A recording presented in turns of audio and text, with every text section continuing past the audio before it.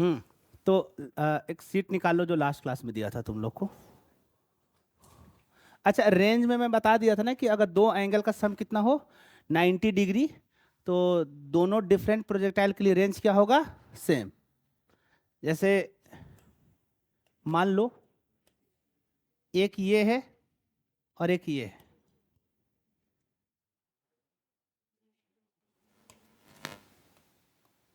ऐसा समझो किसी को मैं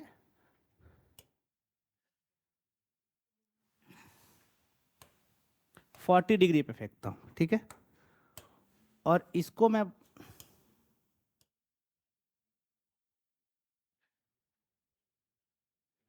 50 डिग्री पे फेंका।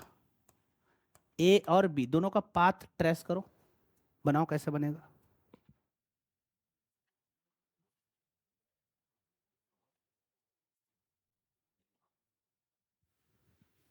इसका कुछ ऐसा जाएगा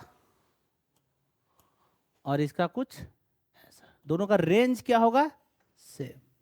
क्यों रेंज सेम होगा, क्योंकि दोनों का जो angle of projection from horizontal है उसका सम कितना आ रहा है, 90 डिग्री। क्लियर है यहां तक। एक लास्ट बच गया था हमें। अब मान लो किसी भी ऑब्जेक्ट को मैं अगर थ्रो करता हूं, प्रोजेक्टाइल मोशन दे देता हूं, मान लो ऐसे, ठीक है।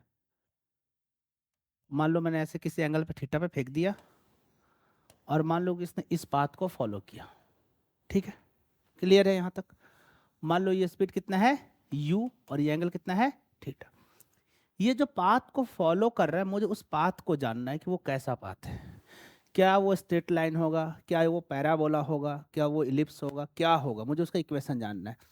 अगर मान लो इस पाथ का इक्वेशन कुछ ऐसा आ जाए, a x plus b y plus c equal to 0, तो ये पाथ कैसा होगा, एक स्ट्रेट लाइन, ठीक है। अगर इस पाथ का कुछ इक्वेशन ऐसा आ जाए, y बराबर में, देखो, a x square plus b x plus c, ठीक है, a x square plus b y plus c, या फिर a x plus b y square plus c. मतलब क्या कि y या x किसी एक का पावर कितना होना चाहिए, 2। तो फिर ये इक्वेशन किसका होता है, पैराबोला का, ठीक है। कैसा क्या बनेगा, कौन अपवर्ड होगा कौन डाउनवर्ड होगा, कैसा नेचर होगा, वो हम बाद में देख लेंगे, ठीक है। बट ये इक्वेशन किसका है, पैराबोला का, ठीक है। जैसे एक बहुत ही फेमस इक्वेशन है y बराबर एक्स स्क्वायर, सुने हो तुम सबने, पढ़ा होगा, क्वाड्रेटिक इक्वेशन है ना, y बराबर एक्स स्क्वायर। इसका ग्राफ कुछ ऐसा बनता है, पढ़ा है। तो ये एक पैराबोला है, ठीक है। फिर एक इक्वेशन है इसी का, देखो, वाई स्क्वायर बराबर एक्स, इसका ग्राफ ऐसा बनता है, ये भी एक पैराबोला है, ठीक है। ये भी एक पैराबोला है। क्लियर है। जब x का पावर होगा तो ऊपर, मतलब वर्टिकल में, और जब y का पावर होगा तो हॉरिजॉन्टल में कनकेविटी खुलेगा। अच्छा, इसमें भी अगर इस एक्स स्क्वायर का कोएफिशिएंट प्लस है तब ऊपर, अगर माइनस हुआ तो नीचे। क्लियर है। अगर यहां पे माइनस हुआ तो ये कैसे बनेगा, ऐसे, ठीक है। हमें बस रफली देखना है, कुछ खास ज्यादा यूज है नहीं, क्योंकि अभी हम इसका इक्वेशन देखेंगे तो मुझे जानना है कि इसका इक्वेशन आ कहाँ रहा है, कैसा आ रहा है। कोई जरूरी नहीं कि हर एक ऐसा दिखने वाला चीज पैराबोला ही हो, कोई जरूरी नहीं है, ठीक है। ये कैसा कर्व है उसके मुझे इक्वेशन से एग्जैक्ट आइडिया लगेगा। इक्वेशन निकालने का मतलब होता है कि एक्स और वाई के बीच में रिलेशन लिखना, ठीक है। जैसे मान लो कि ए एक्स, एक नॉर्मल सी इक्वेशन लिख लेता हूं मैं स्ट्रेट लाइन का, 2x प्लस 3y प्लस 7 बराबर 0। क्या ये एक स्ट्रेट लाइन का इक्वेशन है, इसमें है क्या, एक्स और वाई में एक रिलेशन। अगर मैं यहां पे भी कोई एक जनरल कोऑर्डिनेट मान लेता हूं, कोई एक पॉइंट मान लेता हूं, ये पॉइंट इसका कोऑर्डिनेट मान लेता हूं मैं एक्स कॉमा वाई, अगर इनके बीच में मैं रिलेशन लिख दूं तो मुझे इक्वेशन मिल जाएगा। अब बताओ हमको अगर इनके बीच में इक्वेशन लिखना है तो कैसे लिखेंगे, सोचो। सबसे पहले देखो, अगर ये u है तो ये क्या हो जाएगा, u cos थीटा, ये क्या हो जाएगा, u sin थीटा। दिक्कत है यहां तक कुछ। अच्छा, ये पॉइंट x कॉमा वाई, इसका मतलब क्या कि ये वाला दूरी कितना है x और ये वाला दूरी कितना है y। तुम सब बताओ, x एक्सिस में कैसा मोशन है, यूनिफॉर्म, एक्सेलरेशन कितना है 0। तो बताओ क्या x मतलब क्या, डिस्टेंस को क्या ऐसे लिख सकता हूँ, u cos theta into T. Distance मतलब क्या होगा, स्पीड इंटू टाइम। क्लियर है यहां तक?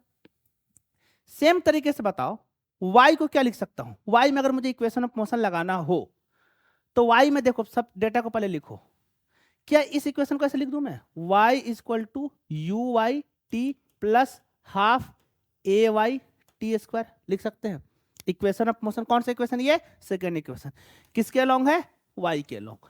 अब y के अलोंग इसको तुम लिखो, देखो कैसा बन रहा है, y यू वाई कितना है, u sine theta into time T plus half.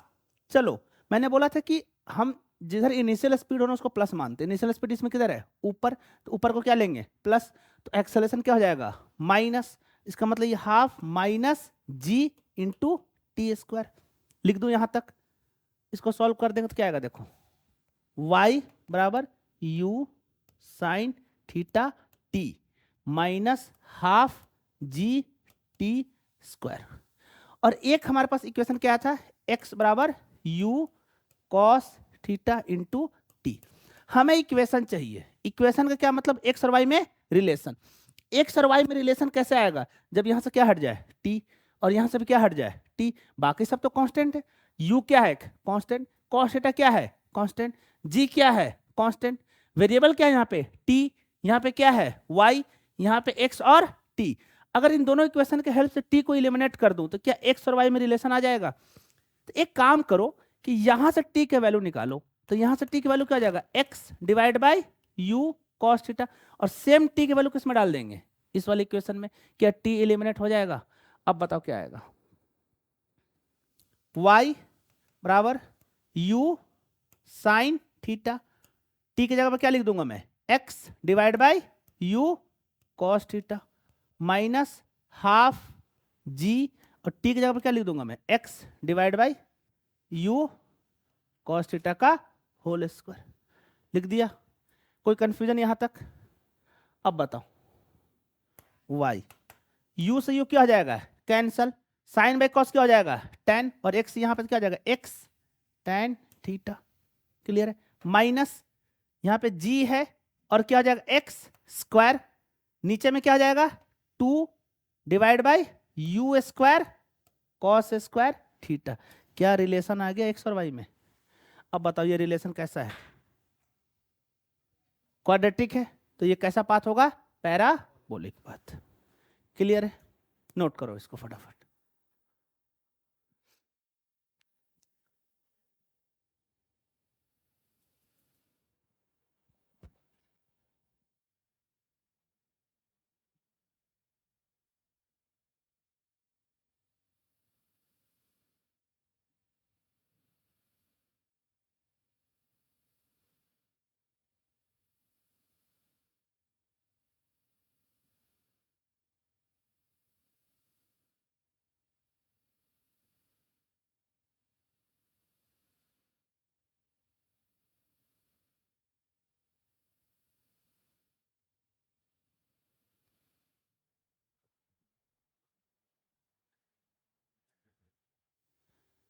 Clear है यहां तक, हो गया।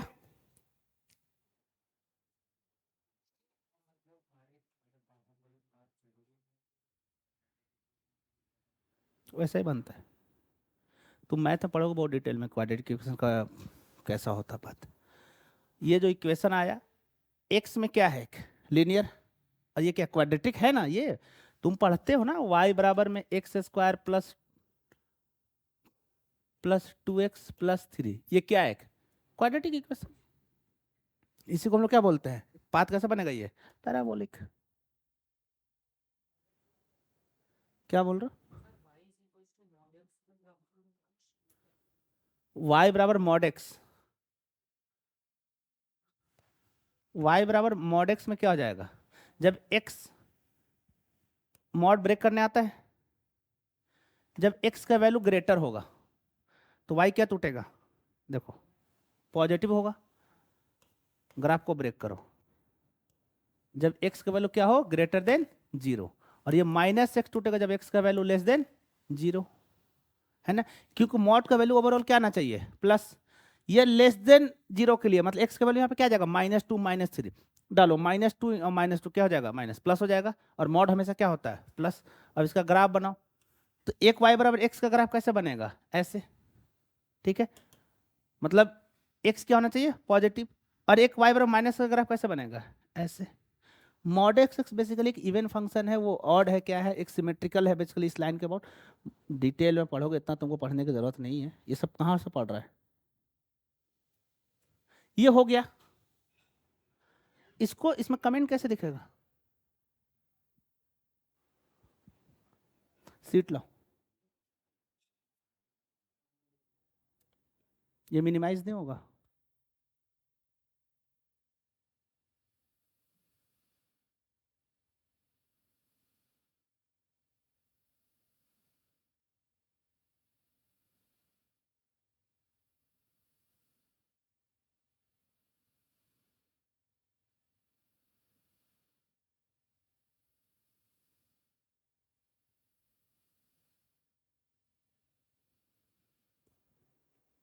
बताओ,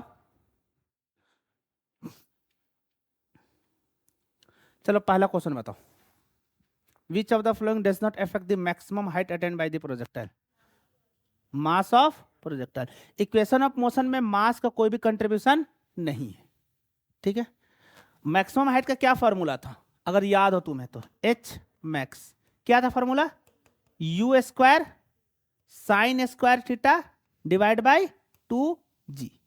अगर तुम्हें नहीं भी याद है ना, तो देखो उसको 2g था ना समथिंग, फॉर्मूला क्या होता है, मैक्सिमम हाइट का याद करो। अगर जब हम लोग वर्टिकल फेंकते हैं तो क्या होता है, यू स्क्वायर बाई 2g, ये तो याद होगा। ये कौन सा स्पीड है, वर्टिकल वाला। प्रोजेक्टाइल में कौन सा स्पीड लेंगे, वर्टिकल वाला। वर्टिकल में क्या होता है, यू साइन थीटा, तो उसका स्क्वायर करेंगे तो सेम आ जाएगा, ठीक है। तो ऐसे कुछ बहुत ज्यादा रटने की जरूरत नहीं है। तो इसमें देखो तुम यू भी है, थीटा भी है, और जी भी है। तो एंगल ऑफ प्रोजेक्शन बिल्कुल, मैग्नीट्यूड ऑफ इनिशियल वेलोसिटी बिल्कुल, एक्सेलरेशन ऑफ प्रोजेक्शन ये भी सही है, मास ऑफ प्रोजेक्शन गलत है। A ball is thrown obliquely making an angle 30 degree with the horizontal, क्या फिर the horizontal component of the velocity depend as a function of time, बताओ क्या होगा, बी, हॉरिजॉन्टल कंपोनेंट कांस्टेंट रहेगा या change करेगा, तो टी का वैल्यू कितना होगा, टी के पावर 0, टाइम पे डिपेंड कर रहा है।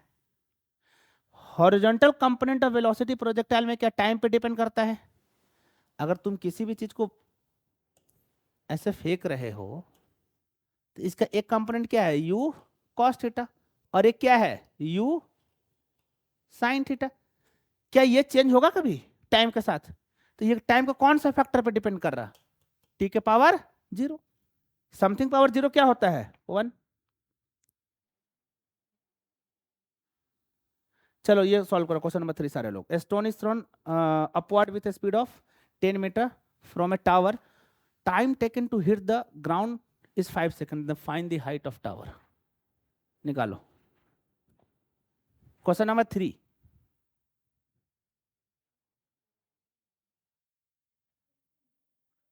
G10 ले लो,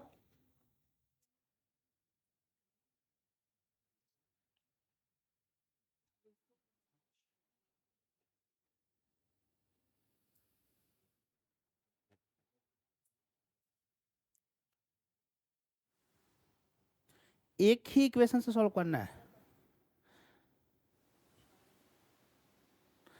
तुम एक बात बता, क्या लिखा है, स्टोन इज थ्रोन अपवर्ड, ऊपर की ओर, बुद्धि तो दौड़ाओ।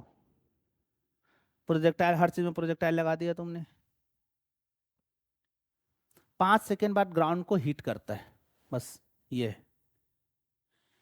जो भी दिया हुआ है ना उसको ड्रॉ करो। सबसे पहले देखो, एक टावर है हमारे पास जिसका हाइट मुझे नहीं पता, और वही निकालना है, ठीक है। यहां से एक बॉल को हमने थ्रो किया, और इसको थ्रो किधर किया, वर्टिकली अपवर्ड, और कितना दे रखा है स्पीड, 10 मीटर पर सेकेंड। चलो u बराबर दिया हुआ है 10 मीटर पर सेकेंड, ठीक है। चलो जो भी डेटा दिया हुआ उसको नोट करने की कोशिश करो। अच्छा तुम सबको पता है कि ये जाएगा कैसे, कैसे जाएगा? ऊपर जाएगा पहले, स्पीड क्या होगा, कम, कम होता तो क्या हो जाएगा, जीरो। क्या है यहाँ रुक जाएगा, नहीं, फर्दर कहाँ के लेगा, ग्राउंड पे। तो यहां से यहां टोटल टाइम दे रखा है तुम्हें कितना है, 5 सेकेंड। जो भी वैल्यू दिया है उसको पहले नोट करो। मैंने बोला था कि वर्टिकल डायरेक्शन, सॉरी मतलब जिधर इनिशियल स्पीड उसको क्या लेना, प्लस। इनिशियल स्पीड किधर है, ऊपर। बताओ यू क्या हो जाएगा, 10 मीटर पर सेकेंड। टाइम में प्लस माइनस की जरूरत है नहीं, टाइम कितना होगा, 5 सेकेंड। और क्या दिया है, ए बराबर क्या है, जी, और कितना हो जाएगा ये, -10 मीटर पर सेकेंड स्क्वायर, क्योंकि एक्सेलरेशन किधर है, नीचे। निकालना क्या तुम्हें, क्या निकालना है बताओ, हाँ एस निकालना है कि एस कितना होगा।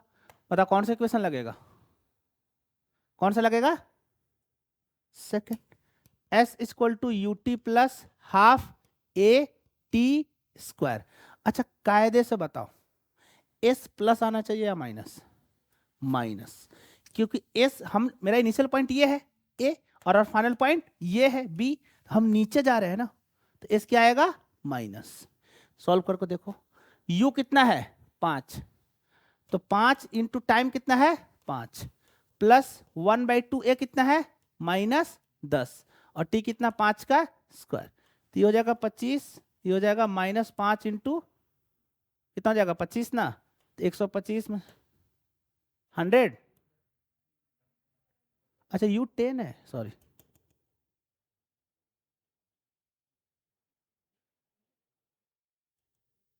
यू कितना है 10 इंटू 5 प्लस हाफ, ए हो गया -10 इंटू 5 का स्क्वायर, ये हो जाएगा 50, हो जाएगा -5 इंटू 25, तो हो जाएगा 50 -125, कितना जाएगा -75। बट आंसर में हम क्या मेजर करेंगे 75। हाँ माइनस हमको ये बता रहा है कि हाइट किधर जा रहा है, नीचे। क्लियर है,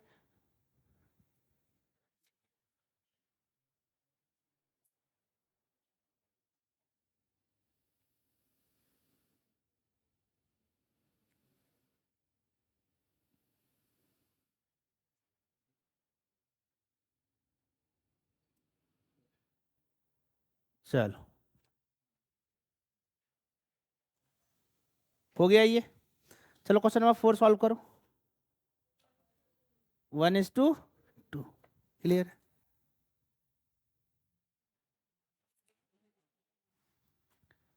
अच्छा चलो क्वेश्चन नंबर 19 सॉल्व करो, फिर आगे बढ़ते हैं। 19 सॉल्व कर ली थी तुम, अच्छा 20 तक कर लिया था, क्या था 90 का आंसर, C4H बराबर कैपिटल एच। जो भी बच्चे ऑनलाइन देख रहे हो क्वेश्चन नंबर 19 सॉल्व करो और आंसर बताओ।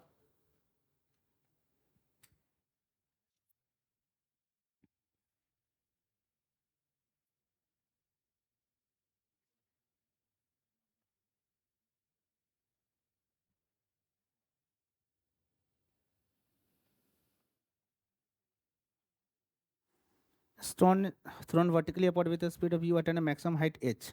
Another stone thrown upward with the same point with a speed 2u at a maximum height h. What is the relation between h and capital? बहुत आसान है ये तो। सबसे पहले ना फिजिक्स में चीजों को ड्रॉ करने की कोशिश करोगे, अगर तुम ड्रॉ करोगे तो आंसर आ जाएगा।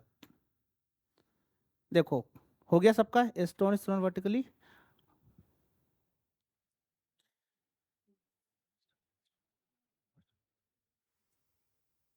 क्या होता है मैक्सिमम हाइट एच का फॉर्मूला, एच मैक्स का बताओ,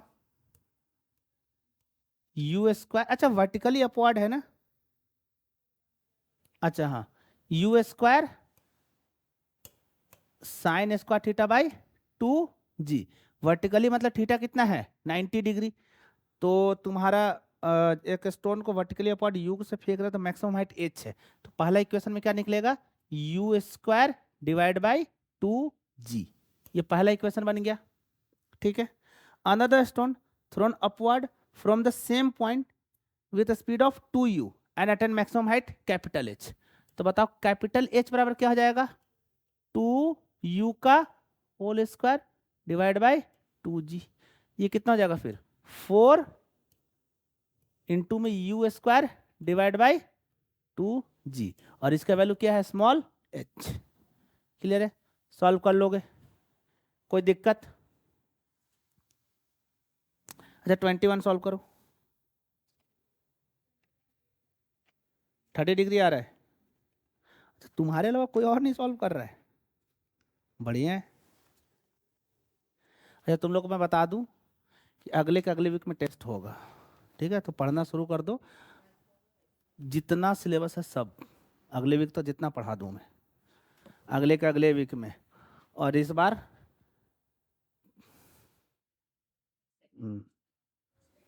हाँ हो सकता है, माइट भी कि तुम्हारा सेकंड लास्ट क्लास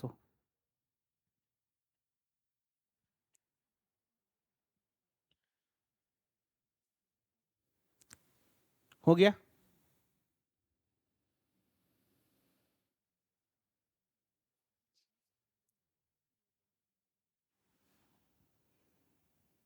चलो एक अच्छा सा क्वेश्चन करते हैं हम लोग।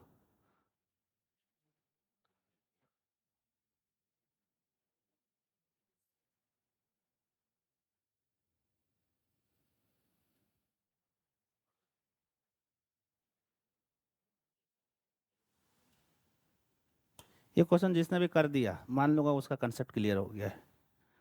मान लो कि एक ब्लॉक है जिसका इनिशियल स्पीड है तुम्हारा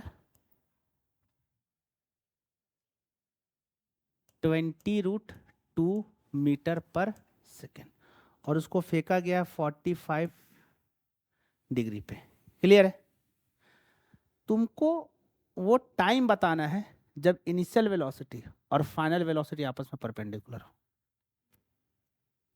find the time when initial velocity and final velocity both are perpendicular to each other, मतलब ऑर्थोगोनल हो। यहां पे वेक्टर का भी यूज होगा। सबसे पहले इनिशियल वेलोसिटी को वेक्टर का फॉर्म में लिखो। इनिशियल वेलोसिटी कितना है 20√2 मीटर पर सेकेंड। इसको वेक्टर का फॉर्म में लिखो तो एक कंपोनेंट हॉरिजॉन्टल में आएगा और एक कंपोनेंट वर्टिकल में आएगा। तो बता इनिशियल वेलोसिटी का अगर u लिखूं तो u वेक्टर बराबर क्या आ जाएगा 20√2 cos 45 i cap plus 20√2 sin 45 j cap. क्या यहां तक समझ में आया? इसका एक x कंपोनेंट और एक y कंपोनेंट, x में यूनिट वेक्टर i, y में यूनिट वेक्टर j। क्या मैंने इनिशियल वेलोसिटी लिख दिया? सेम तुम्हें क्या लिखना है फाइनल वेलोसिटी। अब मैंने क्या बोला कि इनिशियल और फाइनल वेलोसिटी क्या हो परपेंडिकुलर, मतलब दो वेक्टर ऑर्थोगोनल है। क्या कंडीशन होता है दो वेक्टर का ऑर्थोगोनल होने का? जब दोनों का डॉट प्रोडक्ट क्या हो 0। ऑर्थोगोनल का क्या मतलब कि दोनों के बीच में एंगल 90 डिग्री। तो दो वेक्टर का डॉट प्रोडक्ट क्या होता है a डॉट b, मतलब क्या है ए बी कॉस थीटा। जब दोनों के बीच में एंगल 90 हुआ तो क्या हो जाएगा ए बी कॉस 90, और कॉस 90 की वैल्यू कितना होता है 0। तो इसका मतलब दोनों का डॉट प्रोडक्ट क्या हो जाएगा 0। तो मैंने इनिशियल वेक्टर लिख दिया है, तुमको उसी तरह से फाइनल वेक्टर लिखना है। फाइनल वेक्टर मान लो कि यहां पर है ऐसा, ठीक है? फाइनली मान लो कि तुमको ये यहां पहुंच गया, ठीक है? मैंने क्या बोला इन्हीं का दोनों का डॉट प्रोडक्ट क्या होना चाहिए 0। मतलब अगर मान लो कि तुम इसको आगे बढ़ाते हो ऐसे और इसको ऐसे पीछे बढ़ाते हो तो दोनों के बीच में एंगल यहाँ कितना होना चाहिए 90 डिग्री। यही है तुमको इसका मतलब कि फाइनल वेलोसिटी वेक्टर भी लिखने आना चाहिए, ये वाला वेलोसिटी वेक्टर। अच्छा बताओ इस यहाँ पे दो कंपोनेंट होगा, एक हॉरिजॉन्टल और एक वर्टिकल। हॉरिजॉन्टल कंपोनेंट क्या अभी भी सेम रहेगा कितना?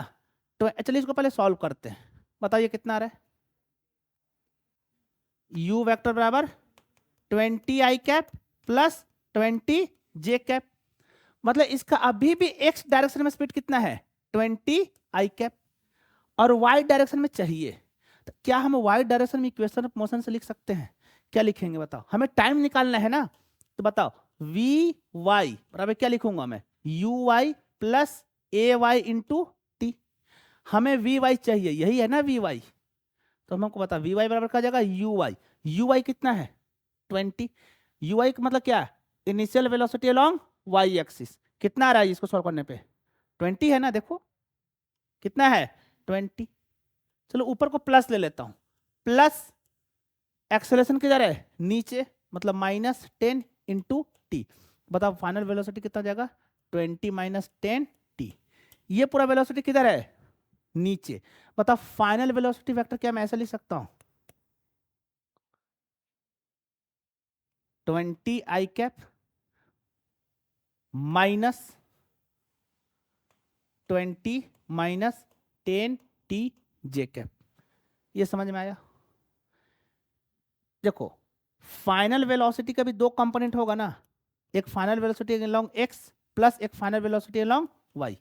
एक्स के अलोंग कितना है 20, वाई के अलोंग क्या देखो 20 - 10 टी, और वो भी किधर है नीचे, तो क्या लगाओगे यहाँ पे -j। क्लियर है? अब मैंने क्या बोला कि इनिशियल वेलोसिटी और फाइनल वेलोसिटी के आपस में परपेंडिकुलर। इसका मतलब क्या हुआ कि u डॉट v कितना होगा 0। अब बताओ u कितना है 20 आई कैप प्लस 20 जे कैप डॉट v कितना है 20 आई कैप माइनस 20 - 10 टी जे कैप। इसका डॉट कितना होना चाहिए 0। अब बताओ डॉट प्रोडक्ट लेने आता है, आई कैप को किससे मल्टीप्लाई करते हैं आई कैप से, तो 20 इंटू 20 कितना हो जाएगा 400, और जे कैप को किससे करते हैं जे कैप से, यहाँ माइनस है तो यहाँ माइनस हो जाएगा, क्या हो जाएगा 20 इंटू 20 - 10 टी, और इसका प्रोडक्ट कितना हो जाएगा 0। तो ये हो गया तुम्हारा 400, हो जाएगा -400 होगा और प्लस 200 टी बराबर 0। क्या आया इसका मतलब टी 0 मतलब इनिशियल पॉइंट पे ही। नहीं समझ में आया? ठीक है, यहां पे मैंने रैंडम डेटा लिया था, बट तुमको ये बात समझ में आ रहा है कि करना क्या है। अगर मैं बोलता हूं कि इनिशियल वेलोसिटी और फाइनल वेलोसिटी अगर आपस में ऑर्थोगोनल है, इसका मतलब क्या करना है तुमको कि इनिशियल वेलोसिटी वेक्टर लिखो, फाइनल वेलोसिटी वेक्टर लिखो, और दोनों का डॉट प्रोडक्ट क्या कर दो 0। वेक्टर कैसे लिखोगे, ये इनिशियल वेक्टर है इसको किधर तोड़ना होगा एक्स और वाई में। एक कंपोनेंट एक्स में क्या हो जाएगा कॉस और वाई में क्या हो जाएगा साइन, इसको आई कैप इसको किससे कर देंगे जे कैप। फाइनल वेलोसिटी वेक्टर का भी एक्स कंपोनेंट क्या रहेगा सेम, बट वाई कंपोनेंट क्या हो जाएगा चेंज। क्लियर है? कर लोगे इस टाइप का क्वेश्चन को सॉल्व? चलो प्रोजेक्टाइल में अब प्रैक्टिस करो, इससे ज्यादा जरूरत नहीं है। अगला हेडिंग डालो graphical motion. Graphical representation of some quantity. Simply graphical representation लिखो, ठीक है? इसको डिस्ट्रीब्यूट कर लो।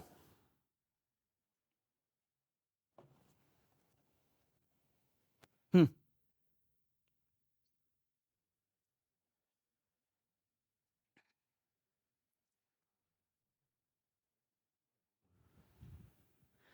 देखो ग्राफ में ना तुमको बहुत ज्यादा कुछ नहीं पढ़ना है। एक ओवरऑल में मेथड बताऊंगा कि कैसे ग्राफ को पढ़ना है, क्या करना, वो हर एक ग्राफ में एप्लीकेबल होगा, चाहे उस मोशन चैप्टर में पढ़ो या फिर तुम वर्क एनर्जी में पढ़ो या फिर कहीं पे भी पढ़ो, ठीक है?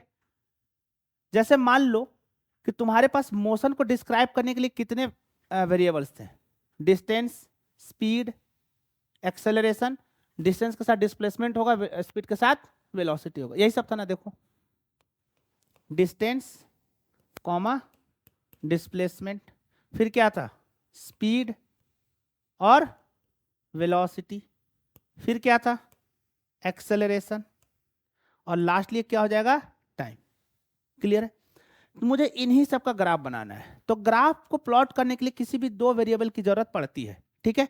तो एक को मैं एक्स में रखूंगा और दूसरे को वाई में रखूंगा। अगर तुम ध्यान से देखो तो तुम्हारे पास टोटल कितने हैं 1 2 3 4 5 6, इन 6 के मदद से टोटल कितने ग्राफ बनेंगे?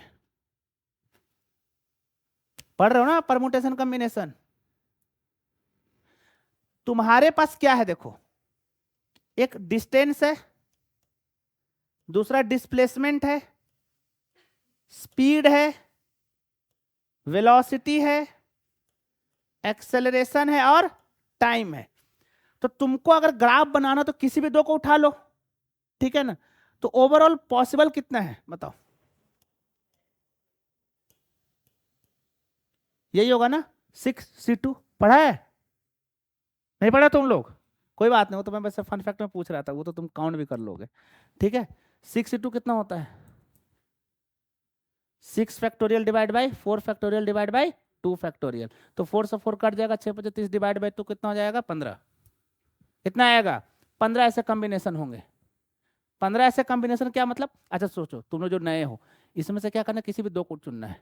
तो पहले इसको उठा लो, ऐसा सोचो, एक को पकड़ लिए, इन चारों से एक बार इसको फिक्स कर दिया, एक बार इसको उठाया, एक बार इसको उठाया, एक बार इसको उठाया, कितना बन गया? 5। अब एक बार इसको पकड़ते हैं, अब इसके साथ बाकी सबको उठाएंगे। तो इसको तो ऑलरेडी उठा चुके हैं, तो अब किसको उठाएंगे? इसको, इसको, इसको। 5 और 4 9। फिर इसको पकड़ो। हाँ हाँ, कर सकते हैं, कोई जरूरी नहीं। हम बस पूछ रहे कितना ग्राफ बनेगा, परमिटेड फिलहाल हम नहीं कर रहे हैं, और कोई फर्क नहीं पड़ता उससे। हाँ मैं समझ गया, तुम x को y से पलट रहे हो, मतलब तुम सिंपली और करना चाहते हो, 2 फैक्टोरियल से मल्टीप्लाई करना चाहते हो, पर वो मैं कर नहीं रहा हूँ।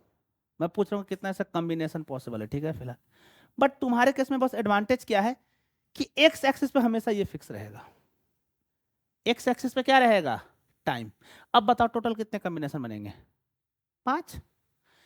मैंने x पे फिक्स कर दिया, तो y पे एक बार डिस्टेंस जाएगा, एक बार डिस्प्लेसमेंट जाएगा, एक बार स्पीड जाएगा, एक बार वेलोसिटी और एक बार एक्सेलरेशन। तो तुम्हें टोटल कितने ग्राफ बनने हैं? 5। क्लियर है? बट सबका मेथड एक ही है, कुछ ऐसा मास्टर ऐसा नहीं कि इसके लिए अलग मेथड पढ़ेंगे, इसके लिए अलग, इसके लिए अलग, कुछ नहीं, सबके लिए पढ़ने का एक ही मेथड है। इनफैक्ट जब हम वर्क एनर्जी चैप्टर पढ़ेंगे वहां पे भी यही मेथड अप्लाई करेंगे, ठीक है। हमें ग्राफ में करना क्या क्या है मैं तुमको वो बता रहा हूं। कहीं पे भी ग्राफ को देखो ठीक है, एक एक्स एक्सिस रहेगा और एक वाई एक्सिस रहेगा। हम ग्राफ में क्या करते हैं ना, जनरली एक्स एक्सिस पे किसको प्लॉट करते हैं? टाइम को। जनरली कोई जरूरी नहीं है, बट तुम्हारे केस में क्या हो जाएगा, टाइम हमेशा एक्स एक्सिस में होगा, इसलिए मैंने उसको परमानेंट नहीं किया था। समझ में आया? ये फिक्स है। अगर मैं इसको वाई एक्सिस पे भी ले जाता तब 2 फैक्टोरियल से मल्टीप्लाई करता, बट यहाँ पे मैंने इसको फिक्स कर दिया। क्लियर है?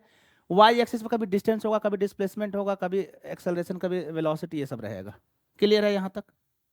अच्छा, होगा क्या है ना, देखो जैसे मान लो कि x बराबर टी स्क्वायर, कुछ ऐसा प्लॉट करना है हमको, तो हम t का करस्पॉन्डिंग वैल्यू डालते जाएंगे और y x का वैल्यू हमको निकलता चले जाएगा। तो यहाँ पे x को कहाँ रखेंगे? y पे। क्लियर है? करना क्या है ग्राफ में, देखो बता रहा हूँ, बहुत सिंपल सा चीज है। कोई भी ग्राफ दिया हो तुम्हें, कोई भी ग्राफ को देखने के लिए सिंपली तुमको दो चीज को फोकस करना है। एक हो जाएगा तुम्हारा स्लोप और दूसरा हो जाएगा एरिया, बस। स्लोप को निकालते कैसे हैं? फॉर्मूला पढ़ाया था ना, delta y over delta x. Clear है? मान लो कि मैं एग्जांपल के तौर पर ले लेता हूं, वाई एक्सिस पे मैंने वेलोसिटी रख दिया। क्या रख दिया? वेलोसिटी। और एक्स एक्सिस पे हमारा क्या है? टाइम।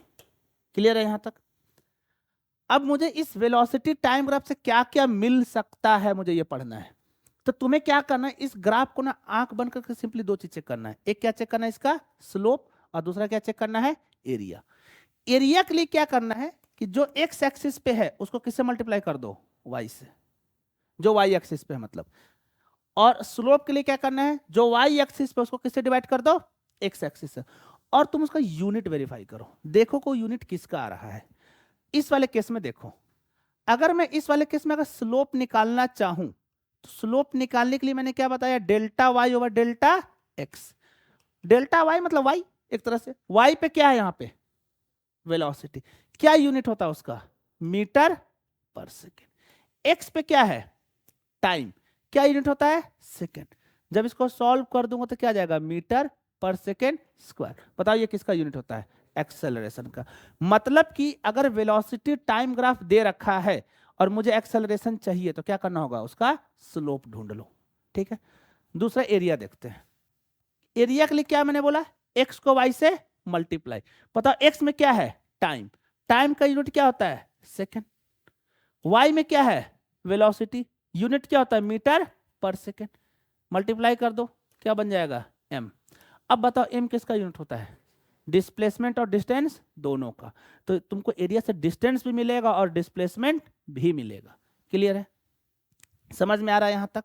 जैसे देखो एग्जांपल के तौर पे कैसे करना है। जैसे मान लो कि तुमको एक ग्राफ दे दिया मैं, ऐसा कुछ,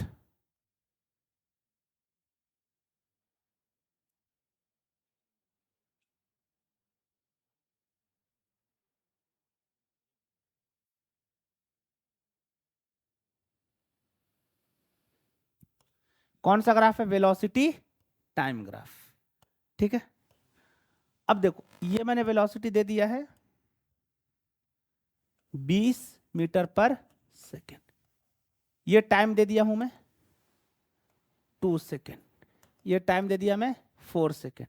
ये टाइम दे दिया 6 और ये टाइम दे देता हूं 7 सेकेंड। ठीक है, चलो अब देखो थोड़ा सा इधर समझो, कौन सा ग्राफ है? Velocity time graph.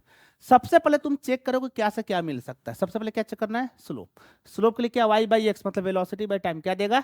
एक्सेलरेशन। तो अगर मुझे कहीं पे भी एक्सेलरेशन निकालना है तो क्या निकालूंगा? उसका स्लोप। ठीक है, फिर क्या है? एरिया। एरिया से क्या क्या देगा? डिस्टेंस या फिर डिस्प्लेसमेंट, यही देगा। मान लो कि मैं तुमसे पूछता हूं कि कहां पे मोशन एक्सेलरेट कर रहा है। क्या बोल रहा है? एक्सेलरेट। एक्सेलरेट का क्या मतलब? चलो मैं पूरा पाथ बना देता हूं, इसको नाम दे देता हूं ए, इसको बी, इसको सी और इसको डी। एक्सेलरेट करने का मतलब क्या? एक्सेलरेशन पॉजिटिव होना चाहिए। क्लियर है? अब बताओ इस पूरे ग्राफ में कौन से लाइन का स्लोप पॉजिटिव है? ए का। स्लोप पढ़ाया था ना तुम लोग को मैथ में। अगर एंगल लेस देन 90 डिग्री हो तो स्लोप क्या होता है? पॉजिटिव। क्योंकि स्लोप का बेसिक डेफिनेशन क्या होता है? एम बराबर tan ऑफ थीटा। जब थीटा तुम्हारा लेस देन 90 डिग्री हो तो tan थीटा का वैल्यू क्या होता है? प्लस। और अगर थीटा ग्रेटर देन 90 हो तो tan थीटा का वैल्यू क्या होता है? माइनस। ठीक है, तो इसका मतलब इस लाइन का स्लोप क्या होगा? प्लस। तो ये कैसा मोशन है? एक्सेलरेटेड। क्या यहाँ पे इक्वेशन ऑफ मोशन लगा सकते ए में? यहां या ना? इक्वेशन ऑफ मोशन लगाने के क्या कंडीशन है? Acceleration must be constant. क्या उसका पूरे लाइन का स्लोप कांस्टेंट है? हाँ, पूरे का एक ही लाइन है ना। अगर ऐसा कुछ लाइन होता तो क्या मैं लगा पाता? नहीं, क्योंकि हर एक पॉइंट का स्लोप चेंज हो रहा है, मतलब हर एक पॉइंट का एक्सेलरेशन बदल रहा है, तो वहां पे हम इक्वेशन ऑफ मोशन नहीं लगा सकते। चलो, अच्छा कौन से पॉइंट में रेस्ट पे है? बी पे रेस्ट पे है? कहीं कोई भी ऐसा पॉइंट नहीं जहां पे वो रेस्ट पे है, बस बहती गंगा में हाथ धुल दिए। बी पे रेस्ट पे है वो। रेस्ट का क्या मतलब होता है? एक्सेलरेशन जीरो या वेलोसिटी? बी पे तुमको वेलोसिटी जीरो दिख रहा है? कितना बी पे वेलोसिटी? 20। हाँ, बी पे वेलोसिटी कांस्टेंट है तो एक्सेलरेशन क्या हो जाएगा? जीरो। तो वो रेस्ट पे नहीं है। अगर कोई भी बॉडी रेस्ट पे है तो क्या जीरो होगा? एक्सेलरेशन या फिर वेलोसिटी? वेलोसिटी। एक्सेलरेशन से क्या मतलब है? समझ में आ रहा है? अरे किसी भी एक पॉइंट को नहीं पकड़ते हैं, ठीक है? तुमको भी यही नहीं पता कि इस पॉइंट पर वो डिफाइन है या नहीं है। क्लियर है? अच्छा, अब तुम लोग मुझे ये बताओ इस इन का ये वैल्यू क्या होगा? कैसे?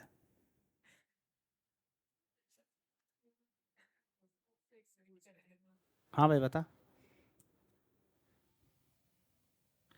ये इन क्या होगा? तुम लोग को लग भी रहा होगा कि सर ने लिखा क्यों नहीं, बताओ।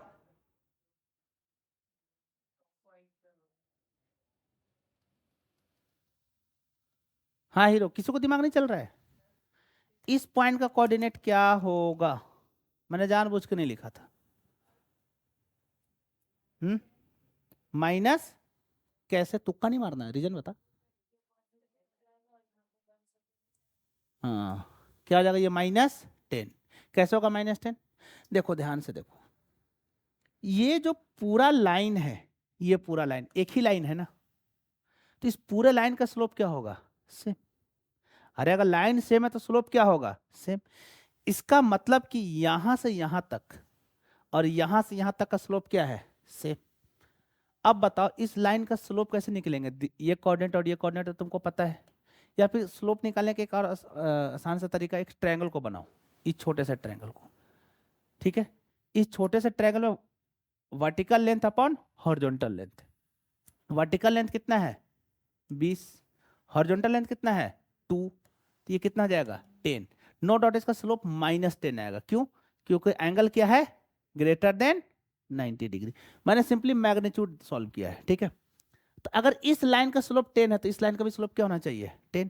तो इस लाइन के बनने का कौन सा ट्रायंगल बनेगा, ये वाला। अब इसमें बताओ वर्टिकल मान लेता हूं मैं इसको v, और हॉरिजॉन्टल कितना है 1, और इसको सॉल्व करने पे कितना आना चाहिए 10, तो v बराबर कितना हो जाएगा 10। कायदे से क्या हो जाएगा -10, क्योंकि ये नीचे है। क्लियर। यहाँ पे तुम पॉइंट्स फॉर्म से कर सकते हो। इसका पॉइंट क्या हो जाएगा तुम्हारा 4,20, इसका कोऑर्डिनेट क्या हो जाएगा 6,0, इसका कोऑर्डिनेट क्या हो जाएगा 7,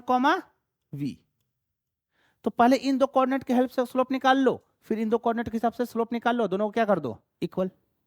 क्लियर है। तो ऐसे भी कंफ्यूजन आएंगे तुमको।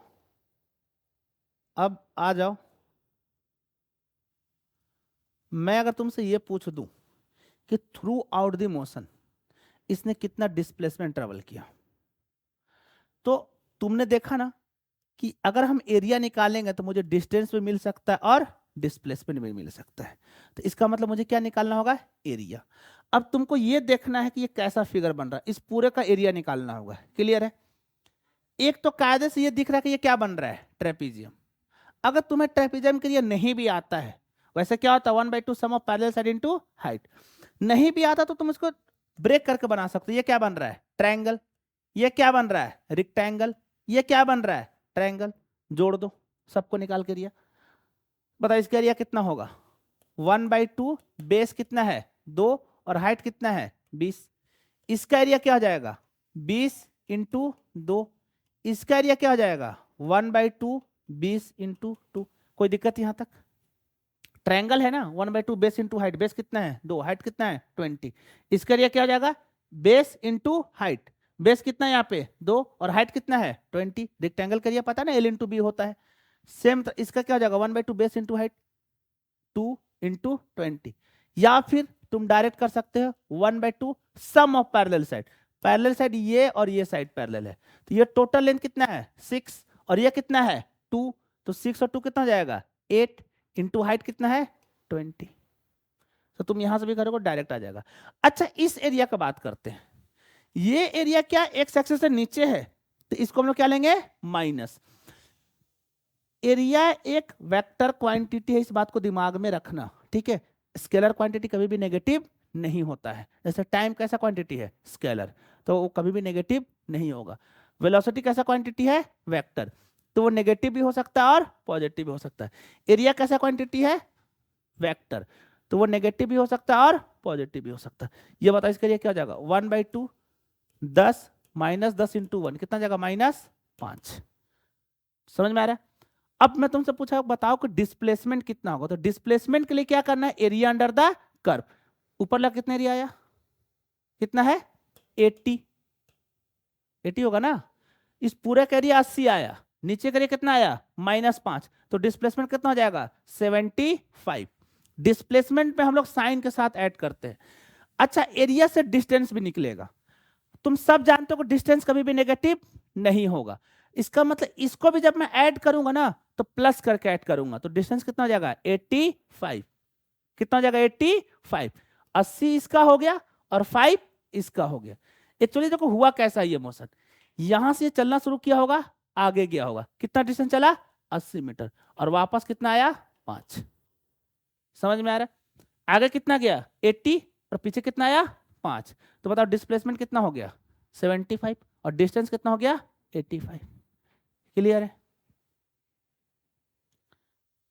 अब आ जाते हैं, ये तो ग्राफ को पढ़ना का बात हो गया कि हमको ग्राफ को पढ़ना कैसे, किसी भी ग्राफ को। क्लियर है। अब हमको ये सीखना है कि ग्राफ को प्लॉट कैसे करते हैं। ठीक है, प्लॉट करने के लिए बेसिक से तुमको थोड़ा बहुत आइडिया होना चाहिए। क्लियर है। अब मैं बता रहा हूं, देखो ध्यान से, कुछ कुछ इक्वेशन याद रखना। जैसे तुम लोग को मैं y बराबर एम एक्स प्लस सी, इसका ग्राफ प्लॉट करना सिखाया था। एक स्ट्रेट लाइन होता है, कैसा होता है, कुछ ऐसा ग्राफ, याद आ रहा है, जिसमें m क्या होता है, उसका स्लोप, और c को हम लोग बोलते हैं इंटरसेप्ट। क्या बोलते हैं, इंटरसेप्ट। ये y एक्सिस पर कट रही है, क्या बोलेंगे इसको, y इंटरसेप्ट। अच्छा मान लो c बराबर 0 है, तो क्या ये इंटरसेप्ट करेगा y एक्सिस पे, नहीं, तो कहां से पास करेगा, ओरिजिन से। क्लियर है, मतलब कोई एक ऐसा ग्राफ है y बराबर 2x, पता है इसमें स्लोप कितना है 2, और ये कहां से पास कर रहा है, ओरिजिन से, तो ये ग्राफ कुछ कैसा होगा, ऐसा। क्लियर है, प्लॉट करना जान रहे हो। चलो मान लो कि तुमको मैं ग्राफ दे देता हूं, ये हो गया तुम्हारा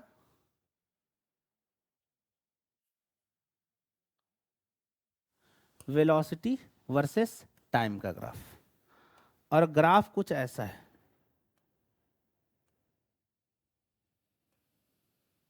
ठीक है, अब मैं बोलता हूं कि इसके हेल्प से तुमको acceleration versus time graph plot करना है। ठीक है, पहले इस ग्राफ को ड्रॉ करो, फिर मैं बताता हूं कैसे करेंगे। पहले इस ग्राफ को ड्रॉ करो, सेमी ग्राफ है, सेमी ड्रॉ करो।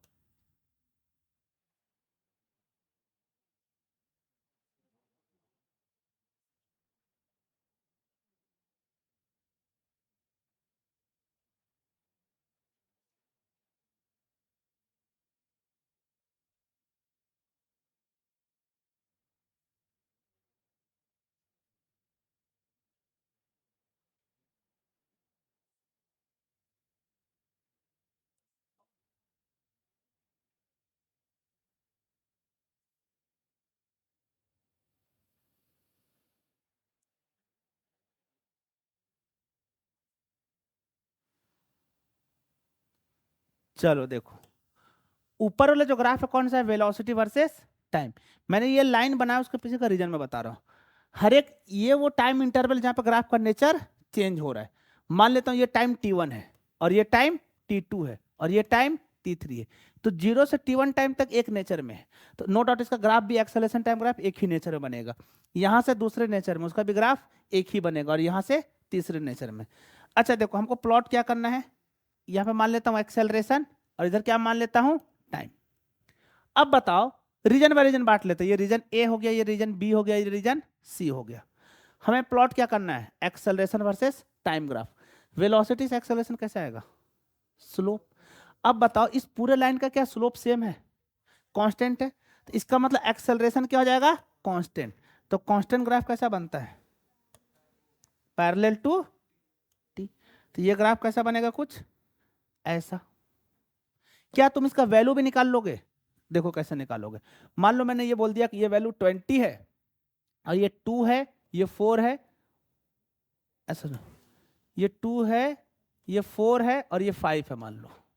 ठीक है, तो बताओ यहां से एक्सेलरेशन कितना है, 20/2, तो ये वाला वैल्यू कितना हो जाएगा, 10 मीटर पर सेकेंड स्क्वायर, और ये टाइम कितना हो जाएगा, 2। अब चलो 2 से 4 तक, 2 से 4 तक एक्सेलरेशन क्या है, 0, क्योंकि ग्राफ क्या है, parallel to time axis. Horizontal line का स्लोप क्या होता है, 0, इसका मतलब इसका एक्सेलरेशन क्या होगा, 0। सडनली यहां पे 0 आएगा, कांस्टेंट यहां तक कैसे चलेगा, 0। क्लियर है, कहां तक 0 है, यहां तक। क्लियर है, अच्छा यहां से यहां आ जाओ, इसका स्लोप क्या है, नेगेटिव, है ना, नेगेटिव। कितना होगा नेगेटिव में बताओ, 20/1 कितना, -20, और -20 कांस्टेंट है, तो सडनली यहां से ड्रॉप करेगा, ये -20 यहां तक चलेगा, तो ये वैल्यू कितना हो जाएगा, -20। क्या मैंने प्लॉट कर दिया, प्लॉट हो गया ये। हम किससे कहां पहुंच गए, वेलोसिटी टाइम ग्राफ से एक्सेलरेशन टाइम ग्राफ तक। क्लियर है, चल मान लो मैं इसी में तुमको बोल दूं कि वेलोसिटी टाइम ग्राफ से डिस्टेंस टाइम ग्राफ बनाना है। अच्छा डिस्टेंस भी छोड़ो, डिस्प्लेसमेंट टाइम ग्राफ बनाओ फिलहाल।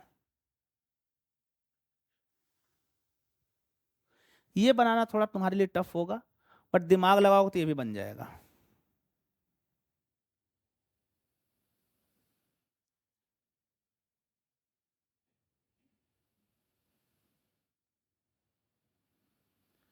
अब कौन सा ग्राफ बना रहे हैं हम लोग? Displacement time graph. दिक्कत क्या है ना कि डिस्प्लेसमेंट कैसे निकलेगा? Area under the curve. अगर हम जैसे जैसे बढ़ रहे हैं तो एरिया बढ़ रहा है, बढ़ रहा है ना एरिया। क्लियर है? अब इसको कैसे ग्राफ में बनाए? तो एक काम करो, टाइम के साथ चाहिए ना, तो एक किसी भी जनरल टाइम पे लिख दो। देखो जनरल टाइम टी ले लो और ये देख लो इसका एरिया कितना आ रहा है। ये जनरल टाइम पे ये वाला एरिया, बताओ कितना होगा ये वाला एरिया? अच्छा, एरिया से क्या मिल जाएगा? डिस्प्लेसमेंट। और क्या हो जाएगा? 1/2 दिस अपॉन दिस, ये वाला लेंथ अपॉन क्या करते हैं? Perpendicular upon base. समझ में आ रहा है? परपेंडिकुलर पर बेस करते हैं ना। अच्छा, इसका परपेंडिकुलर लेंथ कुछ होगा, बेस लेंथ कुछ होगा। अच्छा, परपेंडिकुलर कुछ एक नंबर होगा ना। अरे मान लो अगर ये 20 हुआ तो ये मान लेता थोड़ी देर के लिए क्या है? 10। ठीक है, तो एस बराबर क्या हो जाएगा? 1/2 10 इंटू टी। यही होगा ना? समझ में आ रहा है या नहीं? पक्का?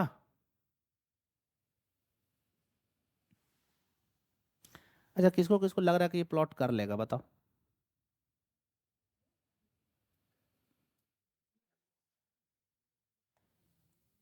देखो, एक छोटे सा एलिमेंट को पकड़ो, बस इसका एरिया निकाल दो। अगर तुम इसका एरिया निकाल दिए तो तुम प्लॉट कर लोगे। अच्छा, मान लेता हूँ ये टी है और इसको क्या मान लेता हूँ मैं? V dash. तो बताओ एरिया क्या हो जाएगा? 1/2 वी डैश इंटू टी, यही होगा। अच्छा, हमें यहाँ पे वी डैश चाहिए कि टी चाहिए? टाइम के साथ प्लॉट कर रहे हैं ना, तो वी डैश को हटाना होगा। कोई बताएगा वी डैश कैसे हटेगा? देखो दो ट्रायंगल है, चलो मैं थोड़ी देर के लिए समझा भी देता हूँ। इसको 2 माना था, इसको 4 और इसको 5। क्या एक बड़ा सा ट्रायंगल है और क्या ये एक छोटा सा ट्रायंगल है? बड़े सा ट्रायंगल का ये वाला साइड कितना है? 2 अपॉन इस छोटे वाले सा ट्रायंगल का ये साइड कितना है? वी डैश इक्वल टू इस बड़े वाला ट्रायंगल का लेंथ कितना है? 2। अच्छा, ये 2 नहीं 20 था ना, ये कितना था? 20। अच्छा, ये लेंथ कितना है? 2 और ये लेंथ कितना है? टी। ये कंग्रुएंसी समझ में आया कैसे लिखा हूं? ये फिर से बता दूं, देख लो अगर जिनको नहीं आया समझ में। हाँ, बातें मत करो, इधर ध्यान से देखो। दो ट्रायंगल है, ये लेंथ कितना है? 20। ये लेंथ कितना है? V dash. ये पूरा लेंथ कितना है? 2 और ये लेंथ कितना है? टी। तो रेशियो लिखो, बड़े वाले का रेशियो क्या आ जाएगा? एक काम करो, छोटे वाले से लिखो। ये क्या है? वी डैश अपन बड़े वाला कितना है? 20। छोटे वाला क्या है? टी। और बड़े वाला कितना है? 2। तो बताओ वी डैश कितना जाएगा? 10t। आ गया 10t। तो वी डैश का वैल्यू लिख दूं, क्या जाएगा? एस बराबर 1/2 10t और एक ऑलरेडी टाइम t है। बताओ एस बराबर क्या जाएगा? 5t²। समझ में आया? अच्छा, एस मतलब क्या? Y axis. ये क्या जाएगा? ये तो कुछ कांस्टेंट है, इंटू x²। ये कैसा ग्राफ बनेगा? y बराबर x²। कैसा होता है? पैराबोला। और कैसा ग्राफ होता है y बराबर x² का? ऐसा। यही होता है ना। इसका मतलब यहां से यहां कैसे जाएगा? ये ऐसे। नहीं आया समझ में? अब देखो लॉजिक से भी चेक करो, चलो समझाओ। कौन सा ग्राफ है? Distance time graph. Distance time graph का स्लोप क्या देगा? वेलोसिटी। क्या यहाँ पे हमेशा वेलोसिटी बढ़ रहा है? क्या इसका स्लोप देखो हर एक पॉइंट पे बढ़ रहा है? देखो इस पॉइंट पे स्लोप ये है, इस पॉइंट पे स्लोप ये है, इस पॉइंट पे स्लोप ये है, इस पॉइंट पे स्लोप ये है। तो क्या हर एक पॉइंट पे स्लोप बढ़ रहा है? समझ में आ रहा है? अब दूसरा चीज, स्लोप बढ़ रहा है मतलब वेलोसिटी बढ़ रहा है। वेलोसिटी बढ़ रहा है मतलब एक्सेलरेशन क्या होगा? पॉजिटिव। क्या यहाँ पे एक्सेलरेशन पॉजिटिव है? क्रॉस वेरीफाई भी कर लिए। बहुत बार क्या दिक्कत होता है ना कि बच्चे ये बना देते हैं, ऐसे भी बना देते हैं। तो इसमें इसमें डिफरेंस है। क्या डिफरेंस है? देखो यहां पे स्लोप क्या हो जाएगा? दिस। यहां पे स्लोप दिस। स्लोप घट रहा है मतलब स्पीड क्या हो रहा है? घट रहा है, मतलब एक्सेलरेशन क्या होगा? नेगेटिव। बताओ कौन सा केस में ग्राफ ऐसा बनेगा? इस वाले केस में। क्लियर है? ठीक है, तो चलो यहां से यहां का तो हमने ग्राफ बना दिया। अब देखो इसका एरिया बताता है। ठीक है, अब देखो हम बेसिकली क्या बना रहे हैं? डिस्प्लेसमेंट। तो यहां से यहां तक तो डिस्प्लेसमेंट निकाल दिए, कितना आ गया, एरिया इसका कितना आ जाएगा 1/2, 20 इंटू 2 कितना हो जाएगा 20 मीटर। अब यहां से यहां चलेंगे, टोटल एरिया कितना है 20 इधर आया, प्लस ये कितना हो जाएगा 20 इंटू 2 कितना 20, अच्छा 40 हो जाएगा ना, तो टोटल एरिया कितना हो गया 60। यहां तक पहुंचते पहुंचते एरिया कितना होना चाहिए 60, और यहाँ पे इसका मतलब ये लाइन कुछ ऐसे जाएगा, प्रूफ करो कि ये स्ट्रेट लाइन कैसे होगा। अच्छा जाने का तो मल्टीपल तरीका है ना, हम ऐसे भी जा सकते हैं ऐसे भी जा सकते हैं। वेलोसिटी कांस्टेंट है इसलिए लाइन कैसा होगा स्ट्रेट लाइन, क्योंकि अगर इस डिस्प्लेसमेंट टाइम ग्राफ का स्लोप लूंगा तो क्या आएगा कांस्टेंट। तो अच्छा वापस इस केस में कैसा आएगा, ऐसे ऐसे या ऐसे 1 या 2,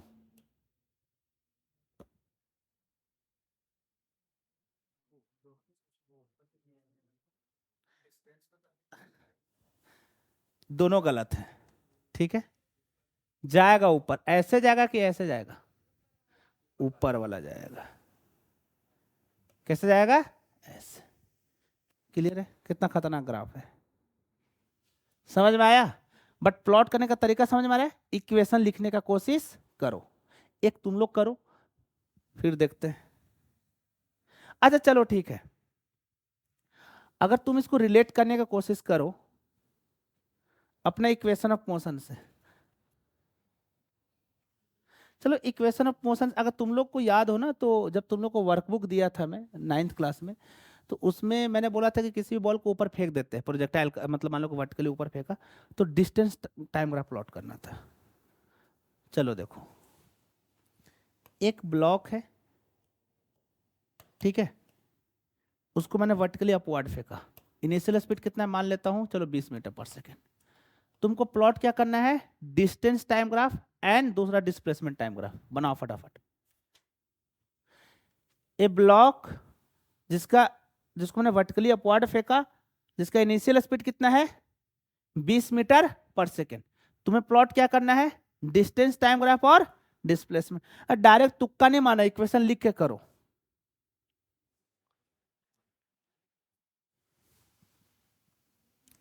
अरे ये तो डायरेक्ट बहुत इजी है, u कितना है, चलो ऊपर को प्लस ले लो तो कितना हो जाएगा 20, g कितना है a बराबर मान लेते हैं 10,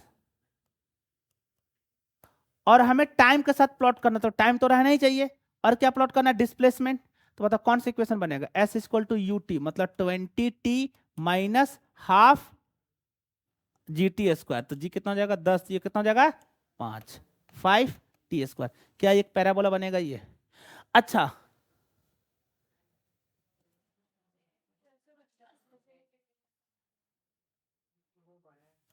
अच्छा एक चीज और देखो, क्या इसका वेलोसिटी घट रहा है, ऊपर जा रहा है तो ऐसे जाएगा कि ऐसे जाएगा, ये वाला जाएगा ना, क्योंकि इसका क्या हो रहा है वेलोसिटी घट रहा है, तो स्लोप हर वक्त क्या होना चाहिए घटना चाहिए। क्लियर है, तो एक ग्राफ तो बन गया यहां से ऐसे, ये पॉइंट कौन सा होगा मैक्सिमम हाइट। अच्छा हमको क्या बनाना है डिस्प्लेसमेंट टाइम ग्राफ, हाँ क्या 90 डिग्री, अरे ऊपर फेंक रहा हूं उसका मतलब ये नहीं कि स्लोप 90 डिग्री, हैंग कर जाता है क्या कभी कभी तुम एंड्रॉइड की तरह।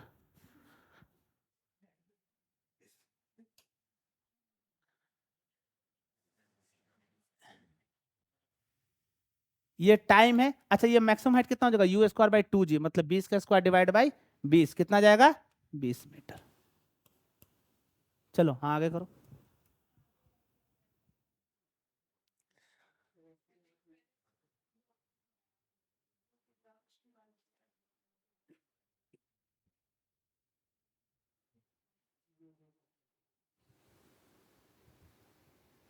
बेटा मैंने डिस्प्लेसमेंट टाइम ग्राफ बनवाया है, फाइनल डिस्प्लेसमेंट क्या होगा, तो वो फाइनली टाइम एक्सिस पे तो आएगा ही, वो ऊपर नहीं जाएगा, कहाँ जाएगा नीचे। अब तुमको ये डिसाइड करना है कि वो नीचे ऐसे जाएगा कि ऐसे जाएगा, क्योंकि फाइनल डिस्प्लेसमेंट क्या देखो, यहां से फेंका मैं ऊपर गया और रिटर्न आ गया तो डिस्प्लेसमेंट कितना 0, तो यहां से चल के वापस कहाँ आएगा टाइम एक्सिस पे ही। अब तुमको ये डिसाइड करना है कि ये होगा कि ये। अच्छा जब नीचे आ रहा है तो वेलोसिटी क्या हो रहा है बढ़ रहा है, तो स्लोप बढ़ना चाहिए, तो कौन सा ग्राफ होगा? हाँ, कौन सा होगा? या दूसरा वाला? अच्छा तुम लोग दूसरा वाला होगा। अरे तुम लोग कंफ्यूजन ये होगा। अच्छा देखो कैसे पहचानेंगे, जब ऊपर से नीचे आ रहा है तो वेलोसिटी बढ़ रहा है, नो डाउट नीचे में बढ़ रहा है, मतलब नो डाउट वेलोसिटी क्या हो रहा है, घट रहा है, बट उसका स्पीड क्या हो रहा है, बढ़ रहा है। मतलब स्लोप नेगेटिव होना चाहिए बट उसका मैग्नीट्यूड बढ़ना चाहिए। अच्छा यहाँ पे देखो, स्लोप नेगेटिव है इसका भी और इसका भी। जैसे इस पॉइंट पे आ गए, स्लोप इसका भी नेगेटिव है, इसका भी नेगेटिव है। इस पॉइंट पे आ गया, स्लोप इसका भी नेगेटिव है, इसका भी नेगेटिव है। तो दोनों का स्लोप नेगेटिव है बट इसका स्लोप ज्यादा है। किसका स्लोप ज्यादा होता है? जो लाइन वर्टिकल के अलोंग होता है। जैसे मान लो कि दो लाइन है, ये लाइन और ये लाइन में किसका स्लोप ज्यादा है? इसका। क्यों? क्योंकि इसका वर्टिकल से एंगल कम है। तुमको देखना है कि वर्टिकल से एंगल जिसका कम होगा उसका स्लोप ज्यादा होगा। मैग्नीट्यूड वाइज में बात कर रहा हूं मैं।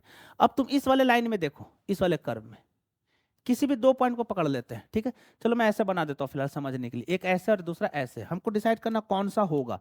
चलो इस पॉइंट को पकड़ते हैं और यहाँ पे इस पॉइंट को पकड़ते हैं। इसका स्लोप ऐसे है और यहाँ पे इसका स्लोप ऐसे है। नो डाउट दोनों का स्लोप क्या है? नेगेटिव। बट ज्यादा किसका मैग्नीट्यूड में? इसका। क्योंकि देखो इसका वर्टिकल एंगल क्या है? ये। और इसका वर्टिकल एंगल ये। किसका वर्टिकल एंगल कम है? इस वाले का। इसका मतलब ये ग्राफ कैसे गिरेगा? ऐसे। डिस्टेंस टाइम ग्राफ बनाओ। असली मजा तो डिस्टेंस टाइम ग्राफ में है, क्योंकि डिस्टेंस जीरो होगा ही नहीं तो वो ग्राफ नीचे आएगा नहीं, वो ग्राफ किधर जाएगा? ऊपर ही जाएगा। अब कैसे जाएगा तुमको ये देखना है।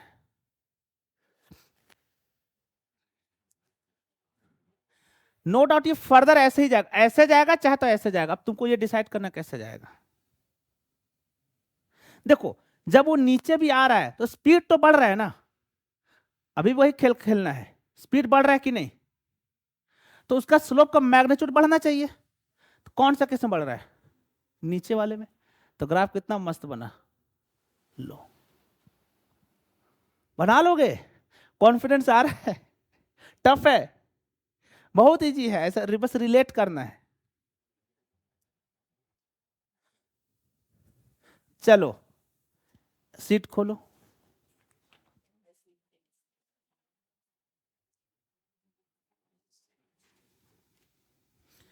पेज इलस्ट्रेशन 27 है ना, तीसरे पेज में देखो, कोई पेज नंबर नहीं है। इलस्ट्रेशन 27 क्वेश्चन दिख रहा है? ये जस्ट अभी हमने बनाया, वेरीफाई हो रहा है। अरे यहाँ देखो ऐसे ये क्वेश्चन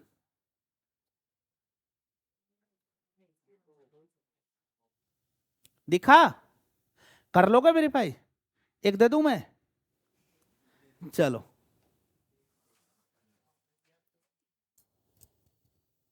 एक बॉल को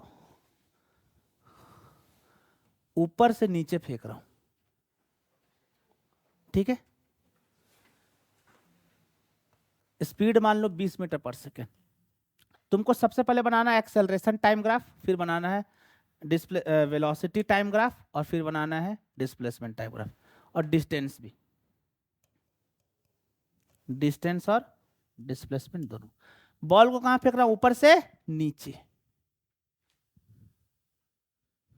सबसे पहले एक्सेलरेशन टाइम ग्राफ। तुम्हारा गलत है एक्सेलरेशन टाइम ग्राफ। डर गए?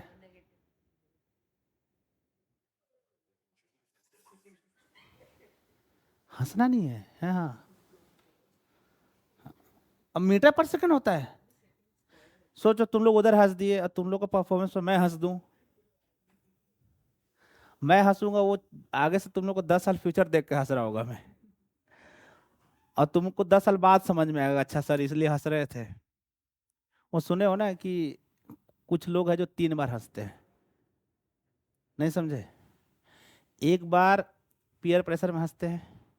ऐसा होता है मान लो कि हम तुम लोग को कोई जोक सुना रहा हूँ पर तुमको समझ में नहीं आया, ठीक है? तो तुम हंसोगे। क्यों हंसोगे? क्योंकि पूरा दुनिया हंस रहा है। अगर तुमने नहीं हंसा तो तुमको सब बेवकूफ समझेंगे। फिर तुम घर पे गए, फिर तुमको जोक समझ में आया, फिर तुम हंसा। तीसरी बार कब हंसोगे बताओ? मैं कितना डल हूं कि मुझे समझ में नहीं आया। तो तीसरी बार तुम अपने आप पे हंसोगे, इसलिए बता रहा हूँ सॉल्व करो इसको।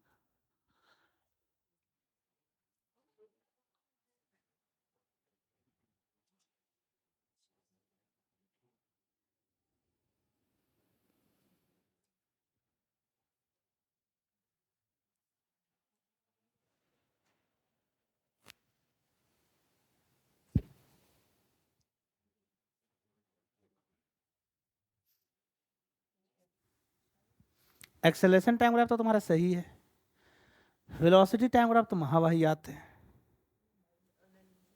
अच्छा एक बात बता, वेलोसिटी 20 ऊपर है, अच्छा घटते घटते क्या हो जाएगा, बढ़ेगा, सही है। और डिस्प्लेसमेंट टाइम ग्राफ नहीं, गलत है। डिस्प्लेसमेंट टाइम ग्राफ तो 110% गलत है।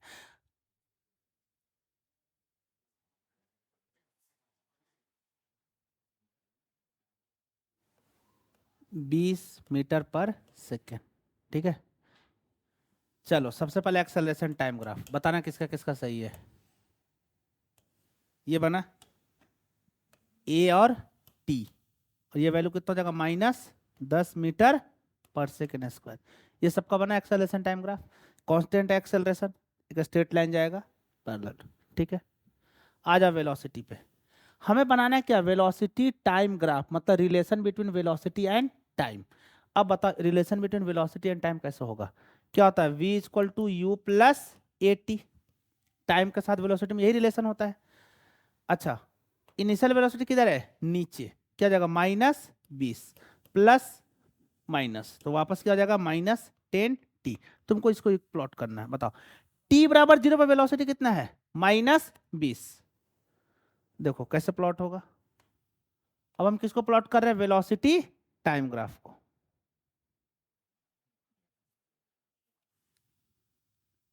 ये हो गया हमारा वेलोसिटी, ये हो गया टाइम।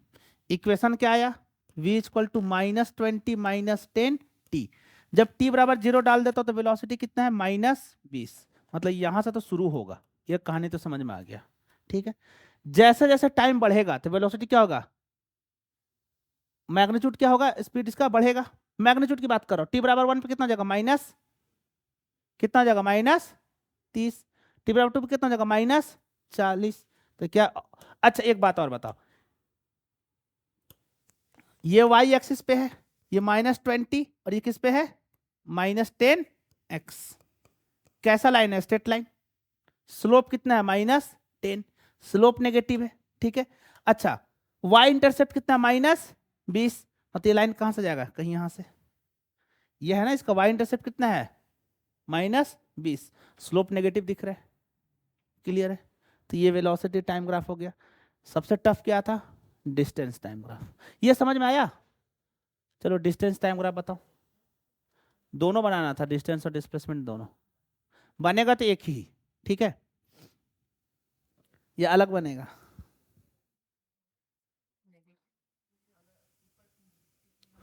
अच्छा एक बात बताओ, मैंने एक बॉल को किसी हाइट से फेंका, ठीक है, तो उसका इनिशियल डिस्प्लेसमेंट कितना है, इनिशियल डिस्टेंस, लोकेशन समझो, ग्राउंड को हम लोग 0 मानते हैं, ये मान लो 20 मीटर पे है, तो इनिशियल हाइट ऑलरेडी कितना है, -20 मीटर।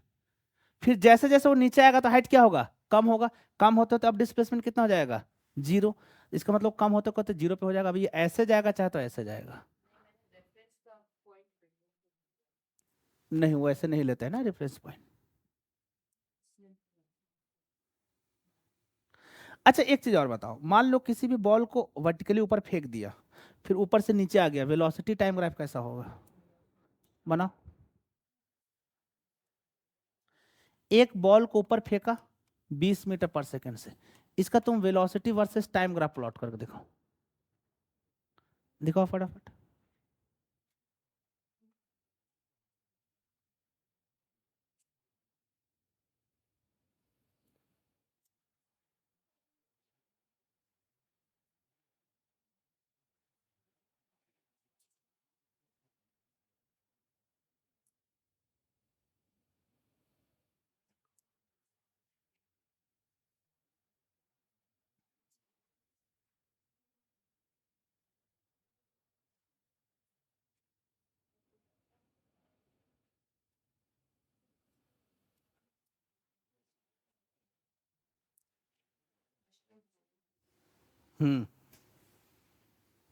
देखो कैसे बनेगा। शुरुआत में वेलोसिटी कितना है 20 और क्या है प्लस, तो शुरुआत में 20 मान लेता हूँ। जैसे जैसे ऊपर जाएगा वेलोसिटी क्या होगा घटेगा, घट के क्या हो जाएगा 0। नो डाउट स्ट्रेट लाइन में होगा क्या होता है v equal to u plus a t, तो टाइम का लीनियर फंक्शन है तो स्ट्रेट लाइन में जाएगा। ऊपर के बाद क्या जाएगा वो नीचे आना शुरू होगा तो वेलोसिटी क्या जाएगा माइनस, तो ये फर्दर नीचे जाएगा ऊपर नहीं जाएगा। ठीक है, अगर तुमने ऊपर ही रख दिया इसका मतलब वेलोसिटी को क्या मान लिया प्लस। अच्छा ये घटते घटते क्या हो जाएगा, जब ये ग्राउंड पर वापस गिरेगा वेलोसिटी कितना हो जाएगा -20। 20 का स्पीड से फेंका था, जब वो गिरेगा उस वक्त भी कितना स्पीड होगा 20। क्लियर है। चलो वर्कशीट का लास्ट पेज देखो, क्वेश्चन नंबर 11 सॉल्व करो। क्वेश्चन नंबर 11 उसके बाद हम लोग पढ़ेंगे रिलेटिव।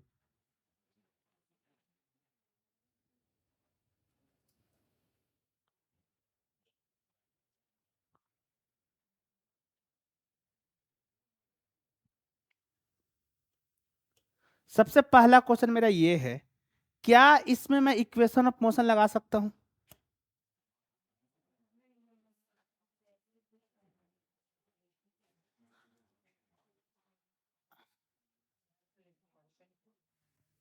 अरे सिंपल से दिख रहा है कि एक्सेलरेशन टाइम के साथ चेंज हो रहा है। अगर हाँ स्ट्रेट लाइन होता मतलब कांस्टेंट मतलब इक्वेशन ऑफ मोशन लगा सकते, यहाँ पे इक्वेशन ऑफ मोशन लगेगा ही नहीं। अब नहीं लगेगा तो सबसे पहले क्वेश्चन क्या पूछ रहा है, find an expression for the velocity in term of time T.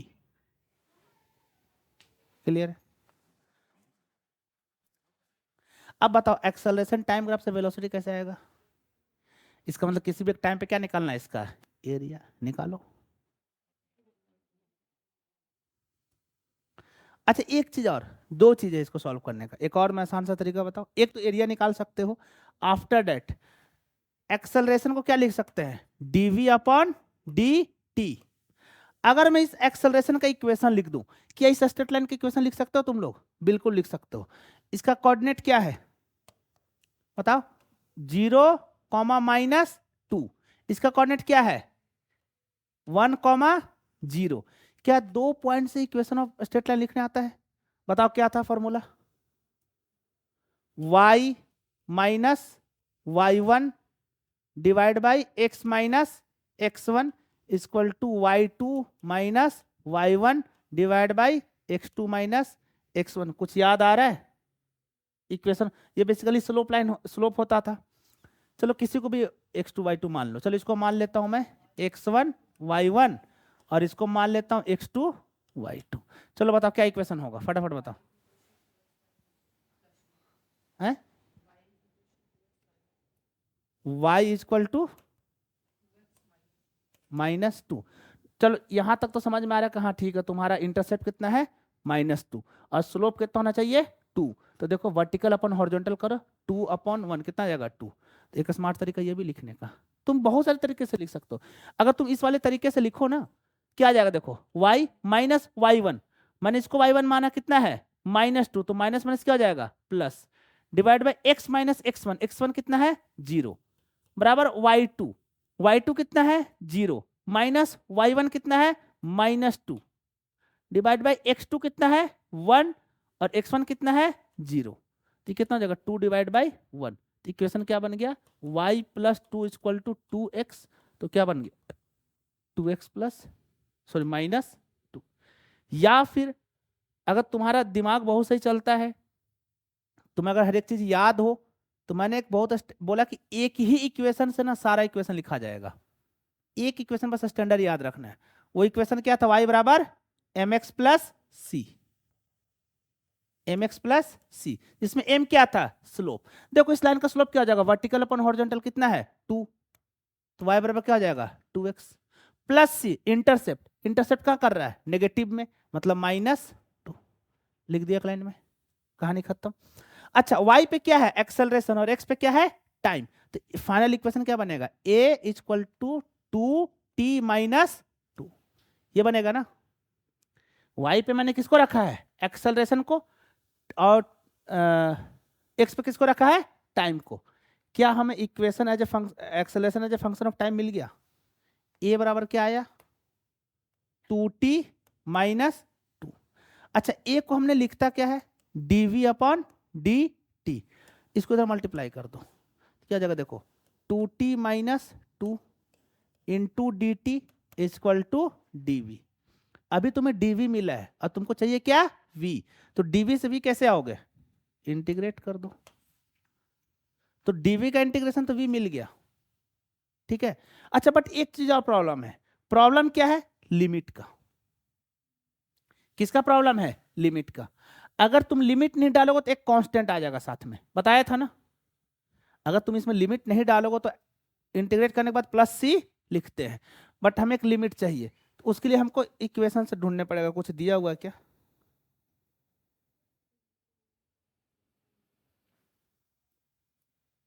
हाँ अच्छा क्या बोला है देखो, assuming that v is 0 at time t बराबर 0, तो जब t बराबर 0 रखेंगे तो वेलोसिटी कितना है 0, तो टाइम t बराबर t पे क्या लिख दो, वेलोसिटी v, इंटीग्रेट करो, 2t का इंटीग्रेशन क्या होगा, 2 बाहर, t का इंटीग्रेशन क्या होगा टी स्क्वायर बाई 2, तो 2 से 2 कट गया तो आंसर क्या, सिंपली टी स्क्वायर, माइनस 2 का इंटीग्रेशन क्या हो जाएगा, माइनस 2t, लिमिट कहां से कहां, 0 से t। अच्छा dv का इंटीग्रेशन v, लिमिट 0 से v, डालो t square minus 2t equal to v, क्या निकल गया, निकला, तो क्या velocity as a function of time आ गया। अच्छा अगर ये आ गया, क्या इसको मैं प्लॉट भी कर सकता हूं, कैसा बनेगा, एक पैराबोलिक, समझ में आ रहा, अब बताओ कैसे बनेगा, देखो ये वेलोसिटी है और ये टाइम है। अच्छा कहां तक टाइम था, 1 सेकेंड, ये टाइम दे रखा क्या, नहीं चलो जनरल बना देता हूं मैं।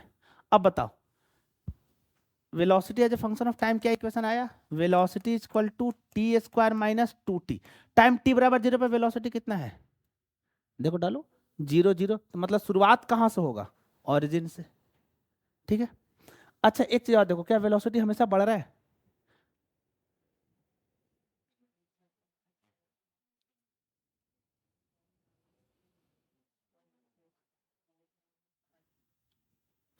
बुद्धि दौड़ाना ही नहीं आता इतना। यहां से यहां तक एक्सेलरेशन क्या है, नेगेटिव, तो पहले वेलोसिटी क्या होगा, घटेगा, फिर यहां से यहां एक्सेलरेशन क्या है, पॉजिटिव, तो फिर वेलोसिटी क्या होगा, बढ़ेगा, तो पहले घटेगा फिर बाद में बढ़ेगा। अब बना कैसे बनेगा, पहले घटाओ और फिर क्या करो, बढ़ाओ, देखो नो डाउट पहले घटा, घटते घटते नेगेटिव मैक्सिमम, जब बढ़ेगा तो बढ़ते बढ़ते एक बार 0 और आगे निकल जाएगा, क्लियर है।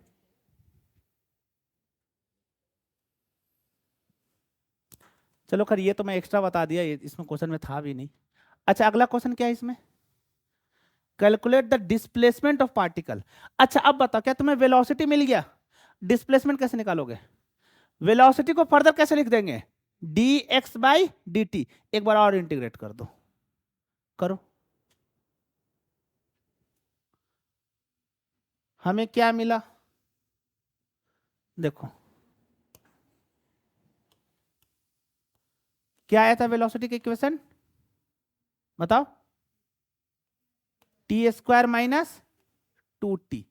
अब हम वेलोसिटी को कैसे लिख सकते हैं, d x upon d t equal to क्या हो जाएगा, t square minus 2t, d t को उधर मल्टीप्लाई कर दो, तो डी एक्स बराबर क्या हो जाएगा, t square minus 2t into d T, बस इंटीग्रेट कर दो इसको। चलो इसका इंटीग्रेशन फिलहाल मैं सी का टर्म में छोड़ देता हूं, डी एक्स का इंटीग्रेशन एक्स, इसका इंटीग्रेशन क्या हो जाएगा, टी क्यूब डिवाइड बाई 3, और इसका क्या हो जाएगा, माइनस टी स्क्वायर प्लस, कर लोगे अब, पक्का हो जाएगा। चलो तो फिर एक काम करो, क्वेश्चन नंबर 10 सॉल्व करो, इसके बाद हम लोग रिलेटिव मोशन पढ़ेंगे।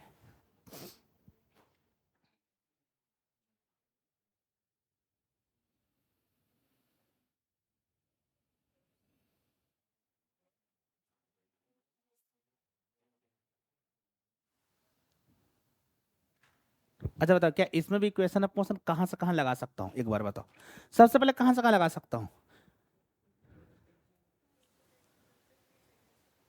तुम लोग में मतलब तुम लोग अंधे हो चश्मा लगा के, वो एक्सेलरेशन टाइम ग्राफ नहीं है वो, देखो।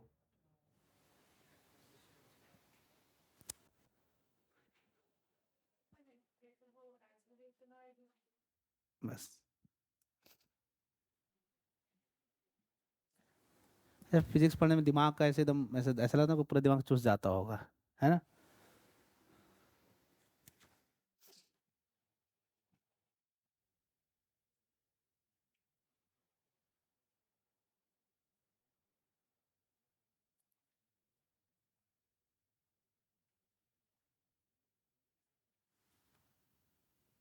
चलो मैं ये करके दिखा देता हूँ, ये बहुत मजेदार क्वेश्चन है, बाकी एक पार्ट कर देता हूँ, अगला पार्ट तुम लोग खुद करना।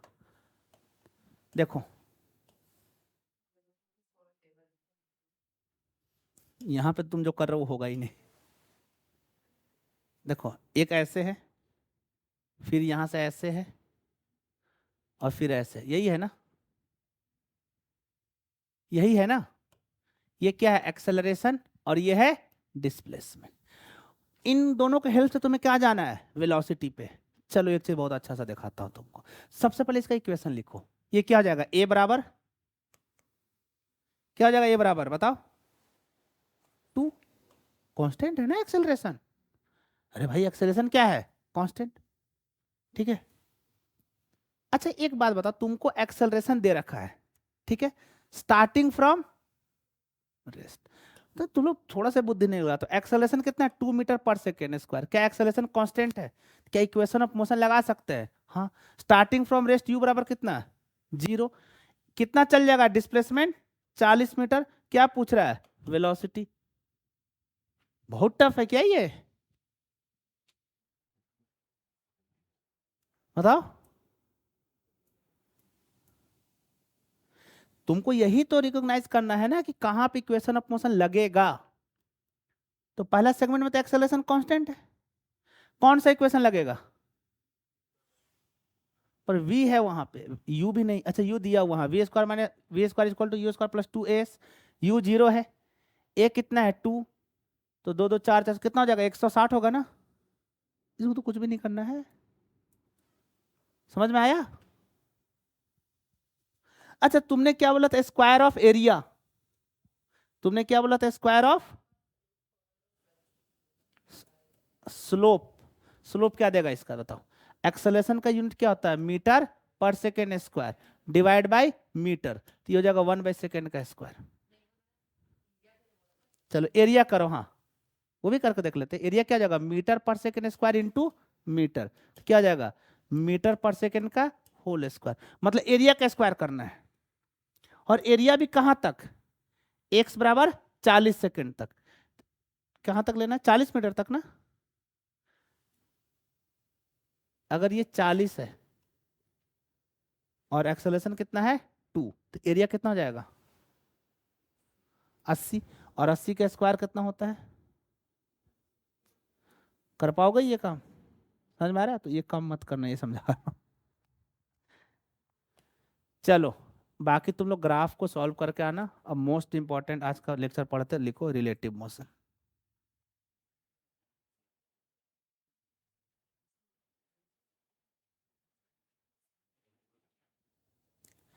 देखो मोशन और जो रेस्ट होता है ना, वो एब्सोल्यूट नाम का कोई भी चीज नहीं होता। कुछ भी मतलब ऐसा नहीं है कि रेस्ट एक एब्सोल्यूट है और मोशन कोई एक एब्सोल्यूट है। कोई इंसान हो सकता है किसी के लिए रेस्ट में भी हो और किसी के लिए मोशन में भी हो। ये टोटली किस पे डिपेंड करता है, फ्रेम ऑफ रेफरेंस पे। ठीक है, जैसे मान लो कि एक ट्रेन है, ठीक है। ट्रेन में मान लो 3 लोग हैं, ए बी और यहाँ पे एक सी है, ठीक है। ये हो गया ए, ये हो गया बी, और ये हो गया सी। ट्रेन के बाहर कोई डी है, ठीक है। और ट्रेन भी चल रही है 20 मीटर पर सेकेंड की स्पीड से, और ये सब ट्रेन के अंदर हैं। ये रेस्ट पे है, ये किस पे है, रेस्ट पे। ये भी कैसा है, रेस्ट पे। बट ये ट्रेन के अंदर ही चल रहा है 2 मीटर पर सेकेंड की स्पीड से, ठीक है। अब मुझे तुमसे जो पूछूंगा उसका स्टोरी बताओ। अगर ए देखेगा बी को, तो उसका स्पीड कितना होगा, कितना होगा, 0। अच्छा जब डी देखेगा बी को तो उसका स्पीड कितना होगा, कितना होगा 20। जब सी देखेगा बी को तो स्पीड कितना होगा 2 या -2। जब सी किसको देख रहा है बी को, तो सी को क्या लगेगा बी उसकी ओर आ रहा है और कितने स्पीड से आ रहा है -2। अच्छा जब डी देखेगा सी को तो कितना स्पीड होगा 22। तो तुम देख रहे हो बी का स्पीड ए के रिस्पेक्ट में कुछ और है, सी के रिस्पेक्ट में कुछ और है और डी के रिस्पेक्ट में कुछ और है। हम जिस फ्रेम में देखते हैं उस फ्रेम के अकॉर्डिंग स्पीड तुम्हारा क्या होता है, चीजें बदल जाती है। यहाँ पे स्पीड बदल गया, उसी को एक बार डिफरेंशिएट कर देंगे तो एक्सेलरेशन भी बदल जाएगा, एक बार इंटीग्रेट कर देंगे तो पोजीशन भी बदल जाएगा। समझ में आ रहा है? चलो होता क्या है ना, देखो तुम लोग अभी इस चीज को रियलाइज नहीं किए। मान लो कि कार चल रहा है और कार चल रहा है 100 मीटर पर सेकेंड के स्पीड से। कितना चल रहा है 100 मीटर पर सेकेंड। तो बेसिकली ये जो कार का स्पीड है ना वो किसके रिस्पेक्ट में है, ग्राउंड के रिस्पेक्ट में। किसके रिस्पेक्ट में, ग्राउंड। और हमने ग्राउंड का स्पीड कितना मान रखा है 0। ठीक है, इसलिए कार का स्पीड कितना है 100 मीटर। मान लो ये कार ए है और दूसरा ये क्या है कार बी, और ये मान लो कि चल रहा है 50 मीटर पर सेकेंड के स्पीड से। अब बताओ जब बी देखेगा ए को तो कितना स्पीड दिखेगा, कितना देखेगा 50। जब ए देखेगा बी को तो -50। समझ में आ रहा है ये चीजें? अच्छा एक चीज और बताओ, हमने क्या बोला कि जब कार का स्पीड 100 मीटर पर सेकेंड, इस स्पीड को हम लोग कहां से देख रहे हैं, ग्राउंड से। हम लोग देख कहां से रहे, ग्राउंड से। जहां से देखते हैं उसका स्पीड क्या मान लेते हैं 0। क्या मान लेते हैं 0। अब मुझे जो भी दिखेगा वो उसी के रिस्पेक्ट में दिखेगा। मान लो कि मैं ए का वेलोसिटी देख रहा हूं, किसके रिस्पेक्ट में, बी के रिस्पेक्ट में। तो तुमको करना क्या, कि तुम सिंपली बी पे बैठ जाओ। जैसे ही तुम बी पे बैठ गए तो बी तुम्हारे लिए क्या हो जाएगा, रेस्ट पे। अब तुम्हें जो ए का स्पीड दिखेगा बी के रिस्पेक्ट में दिखेगा या ग्राउंड के रिस्पेक्ट में, बी के रिस्पेक्ट में। क्लियर है? मान लो कि ये हो गया तुम्हारा ए और ये हो गया बी। ठीक है, बी इधर चल रहा है जिसका वेलोसिटी है वी बी, और ए इधर चल रहा है जिसका वेलोसिटी क्या है वी ए। मैं बोलता हूं कि तुम ए पे बैठ जाओ और किसको देखो, बी को। तो जब तुम ए पे बैठ गए ना तो तुम्हारे लिए क्या हो जाएगा, रेस्ट। क्लियर है? बट अब तुम अगर बी का स्पीड देख रहे हो तो किसके रिस्पेक्ट में दिखेगा, velocity of B with respect to A, ना कि velocity of B with respect to ground. ठीक है, तो अब जो तुमको दिखेगा वो दिखेगा velocity of B with respect to A. इसको ऐसे लिखते हैं। इसका क्या मतलब है, velocity of B with respect to A. मतलब हम बैठे किस पे, ए पे या बी पे, ए पे, और देख किसको रहे, बी को। इसका फॉर्मूला ये होता है velocity of B minus velocity of A. Velocity है तो डायरेक्शन के साथ माइनस करना। जैसे मान लो कि वेलोसिटी ऑफ ए दे रखा हूं मैं 20 मीटर पर सेकेंड और वेलोसिटी ऑफ बी दे रखा हूं मैं 60 मीटर पर सेकेंड।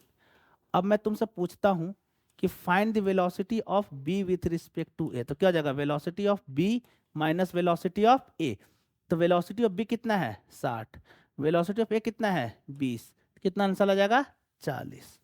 अच्छा अगर मैं तुमसे ये पूछ दूं find the velocity of A with respect to B, अब क्या कर रहा हूं मैं, बी पे बैठ गया हूं, किसको देख रहा हूं, ए को। तो क्या लिखूंगा, velocity of A minus velocity of B. तो ए का वेलोसिटी कितना है 20, बी का वेलोसिटी कितना है 60। अब मुझे कितना दिखेगा -40। -40 मतलब अगर मैं बी क्या देख रहा हूँ, velocity of A with respect to B, मतलब मैं बी पे बैठ गया तो मुझे ए क्या दिखेगा, पीछे जाते हुए। किधर दिखेगा, पीछे जाते हुए। अच्छा एक बात बताओ, velocity of A with respect to B क्या आया है 40, velocity of B with respect to क्या आया 40, तो velocity of A with respect to B क्या आया -40। तो क्या मैं यहां से ये बात लिख सकता हूं कि velocity of A with respect to B जो होगा वो minus time of velocity of B with respect to A होगा। आ रहा समझ में? क्लियर है?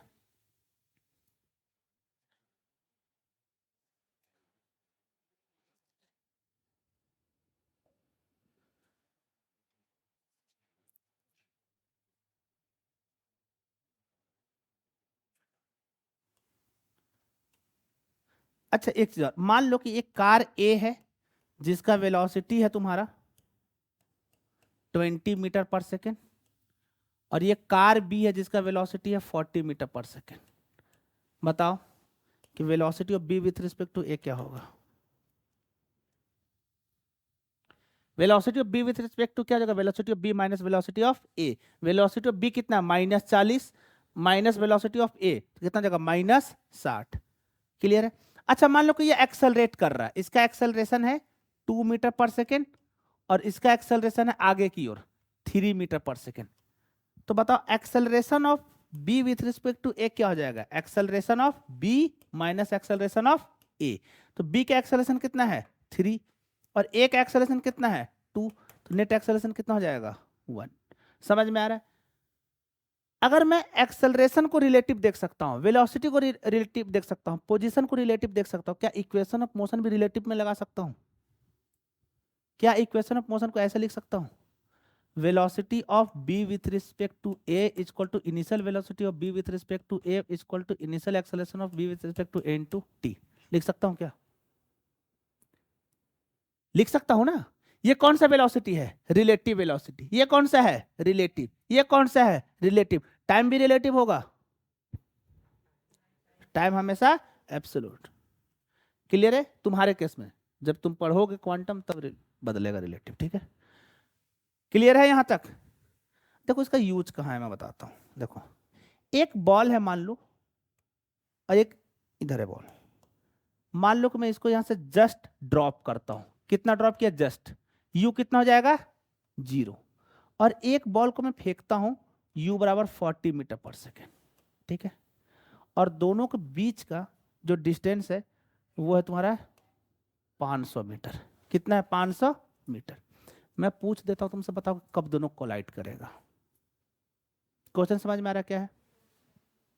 जब स्पीड, देखो मैं पूछा तुमसे कि एक बॉल है, कितने हाइट से ड्रॉप किया हूं 20 से, उसी टाइम पे एक बॉल को मैंने फेंका कितने स्पीड से 40 के स्पीड से, दोनों के बीच में गैप कितना है 50।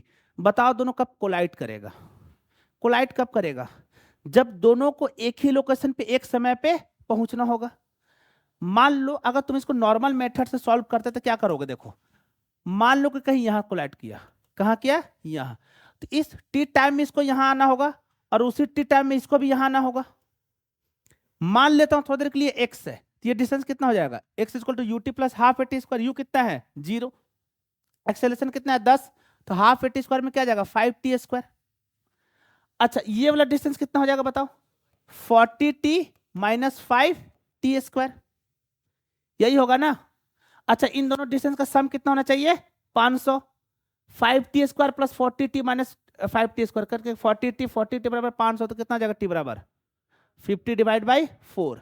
50 डिवाइड बाई 4 कितना हो जाएगा 12.5। 12.5 होगा ना। तो कितने सेकेंड बाद मिलेगा 12.5 सेकेंड के बाद। तुम ऐसा सॉल्व कर सकते हो, बट इसको बहुत ही आसान तरीके से भी सॉल्व कर सकते हो। देखो कैसे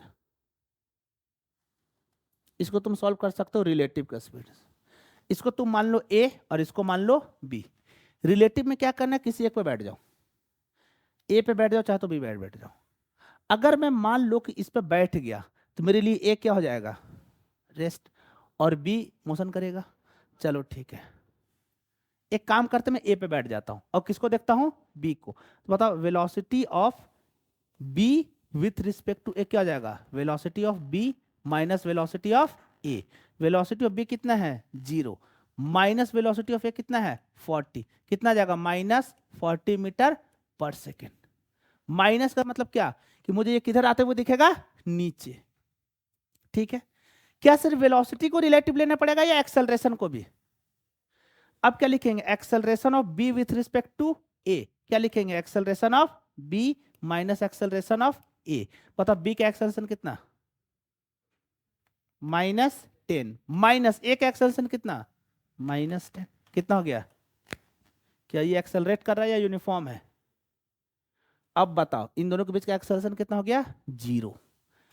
अच्छा डिस्टेंस तो अभी भी सेम ही है, डिस्टेंस कितना 500, स्पीड कितना 40, टाइम कितना डिस्टेंस बाय स्पीड कितना लगेगा 500 डिवाइड बाय 40 कितना हो जाएगा 12.5।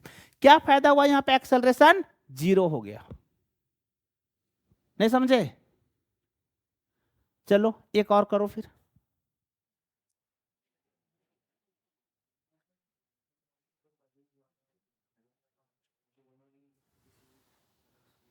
नहीं, उसके अलावा भी यूजफुल है। कैसे यूजफुल है मैं बता रहा हूँ, लिखो एक क्वेश्चन, लिखो, यूजफुल अभी दिखेगा तुमको।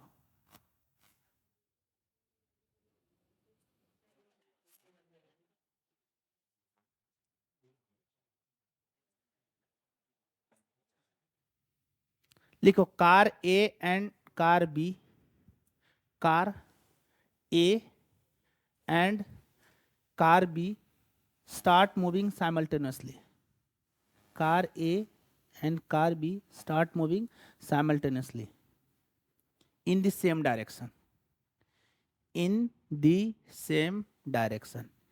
Car A or car B start moving simultaneously in same direction. Along the line joining them. Along the line joining them. ठीक है। car A with a constant acceleration of 4 meter per second square. Car A with constant acceleration of 4 meter per second square. While car B move with a constant velocity of 1 meter per second. While car B move with a constant velocity of 1 meter per second at time t is equal to 0.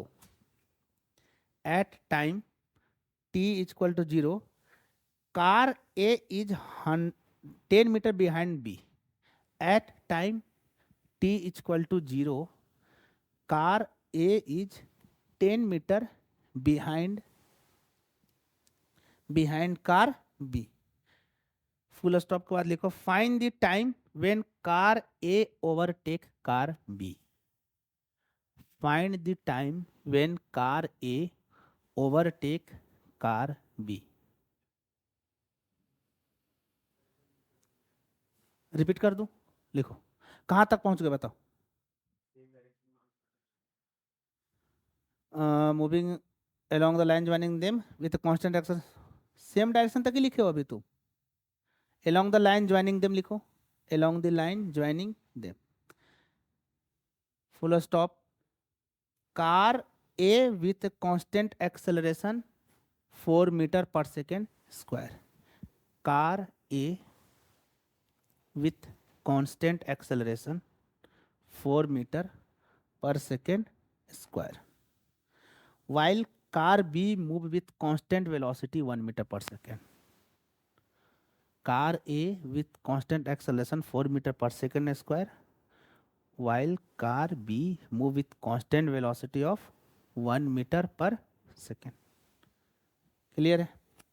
At time t बराबर 0, at time t बराबर 0, car A is 10 metre behind car B. Car A is 10 metre behind car B. Full stop के बाद लिखो find the time when car A overtakes car B. Find the time when car A overtakes car B. सबसे पहले क्या है ना कि जो भी दिया हुआ ना उसको रफली ड्रॉ करो. अगर तुम रफली ड्रॉ कर दिए तो फिर तुमको समझ में आ जाएगा.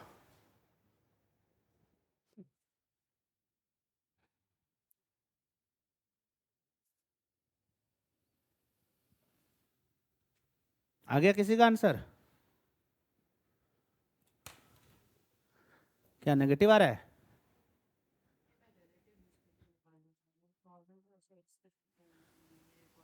नॉर्मल में एक लीनियर या क्वाड्रेटिक इक्वेशन बनेगा, उसको क्वाड्रेटिक ही बनेगा, वहाँ पे सॉल्व करना होगा. बट तुम अगर रिलेटिव से करोगे तो वहाँ भी क्वाड्रेटिक शायद बनेगा, दोनों जगह. बट रिलेटिव में बहुत जल्दी हो जाएगा.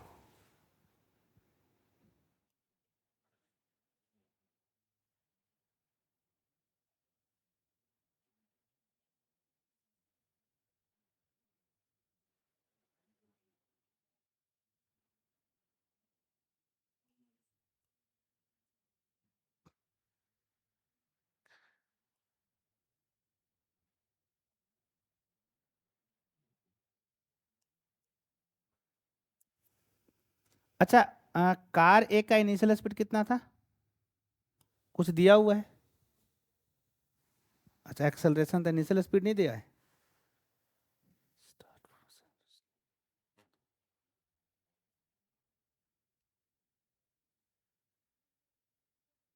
स्टार्ट मूविंग साइमल्टेनियसली मतलब जीरो हो तो क्या,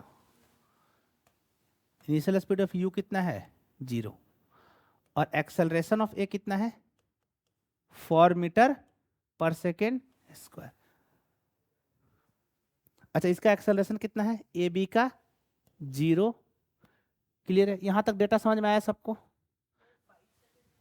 नहीं, 2.5 सेकेंड होगा, 5 सेकेंड होगा पर 2.5।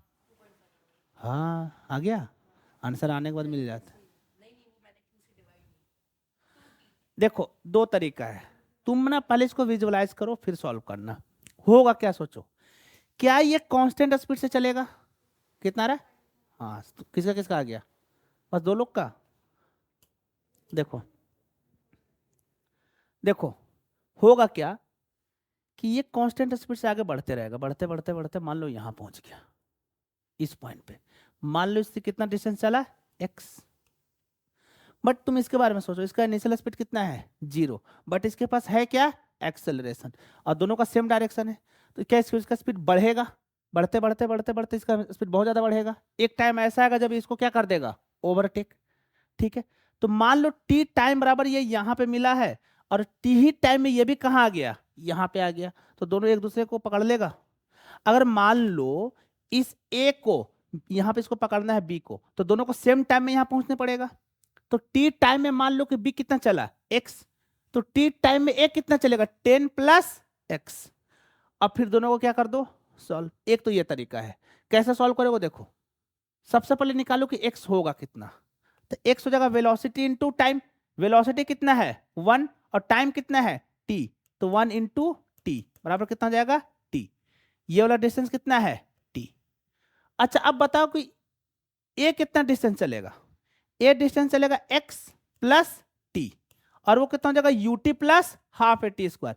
यू कितना है 0, तो 0 into t plus half a t square, half a कितना है 4 इंटू टी का स्क्वायर। अच्छा ये x हमने दे रखा ना कितना है 10, 10 plus t equal to 2t square. कुछ ऐसा आ रहा है पक्का, इसको सॉल्व कर दो तो क्या आ जाएगा, देखो 2t square minus T minus 10 बराबर 0। क्वाड्रेटिक इक्वेशन है, 2√1 प्लस माइनस बी स्क्वायर मतलब 1 plus 4 into 2 into 10 divide by 2, तो 1 प्लस माइनस 80 20 81 मतलब 9 डिवाइड बाई 2, तो 1 प्लस 9 मतलब 10 डिवाइड बाई 2। कुछ गड़बड़ किया हूँ क्या मैं, अच्छा 2a 4 होगा ना, क्या होता है root minus B plus minus root under B square minus 4 से डिवाइड बाई 2a। ए कितना यहाँ पे 2 और ऑलरेडी 2 से मल्टीप्लाई करती है कितना हो जाएगा 4। ठीक है, तो दो समय आया, दो समय कितना आया, एक आया 1 प्लस 9 डिवाइड बाई 4, एक आया 1 माइनस 9 डिवाइड बाई 4। ये होगा नहीं क्योंकि टाइम क्या हो गया माइनस, ये हो जाएगा 10 डिवाइड बाई 4 मतलब 2.5। एक तो ये इक्वेशन तरीका हो गया सॉल्व करने का। सेम चीज को तुम दूसरे तरीके से भी सॉल्व कर सकते हो, और वो क्या हो जाएगा रिलेटिव। देखो कैसे होगा रिलेटिव से सॉल्व, रिलेटिव में क्या करना होता है, किसी एक पे बैठ जाओ, किस पे बैठता है बताओ, ए पे बैठ जाए। अब हम ए पे बैठ कर किसको देखेंगे, बी को, तो सबसे पहले मुझे क्या दिखेगा, velocity of B with respect to A बराबर क्या हो जाएगा, velocity of B minus velocity of A. Velocity of B कितना, अच्छा ये कौन सा वेलोसिटी है, इनिशियल वेलोसिटी, तो हम इसको ऐसे लिखेंगे u B A equal to u B minus u A. U कितना है बी 1, यू ए कितना है 0, ये कितना हो जाएगा 1 मीटर/सेकेंड। ये क्या निकल गया, initial velocity of B with respect to A. अच्छा दूसरा चीज acceleration of B with respect to A. अच्छा ध्यान रखना, अगर velocity B with respect to A देखा तो एक्सेलरेशन भी क्या दिखोगा, B with respect to A. ये क्या जाएगा, acceleration of B minus acceleration of A. B का एक्सेलरेशन कितना है 0, ए का कितना है -4, ये क्या हो जाएगा -4 मीटर/सेकेंड स्क्वायर, और दोनों के बीच का डिस्टेंस क्या है सेम, तो डिस्टेंस एस कितना हो जाएगा बताओ। अच्छा डिस्टेंस कैसे लिखेंगे? डिस्टेंस भी लिखना है।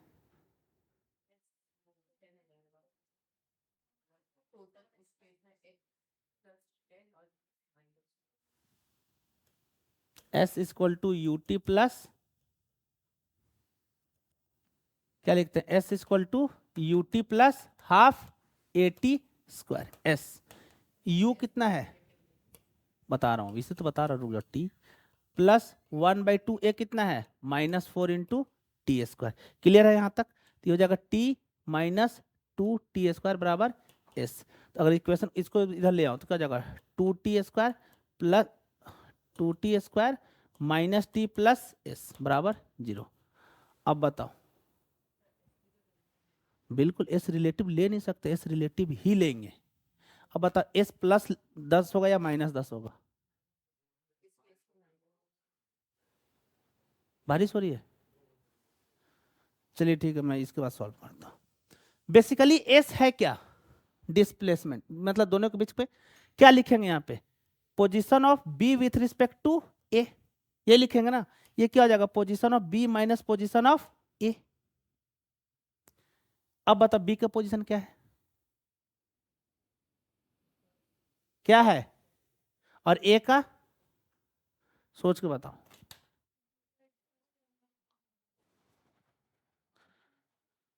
आ रहा है समझ में? थोड़ा बहुत आ रहा है, कोई बात नहीं, तुम कोशिश करते रहो, हो जाएगा। तुम 9th में पढ़ा रहे हो ना, ये लोगों ने 9th में पढ़ रखा अच्छा खासा, इसलिए एडवांटेज है इनको। बट तुम फाइट मार रहे हो, यही सबसे बड़ी चीज है।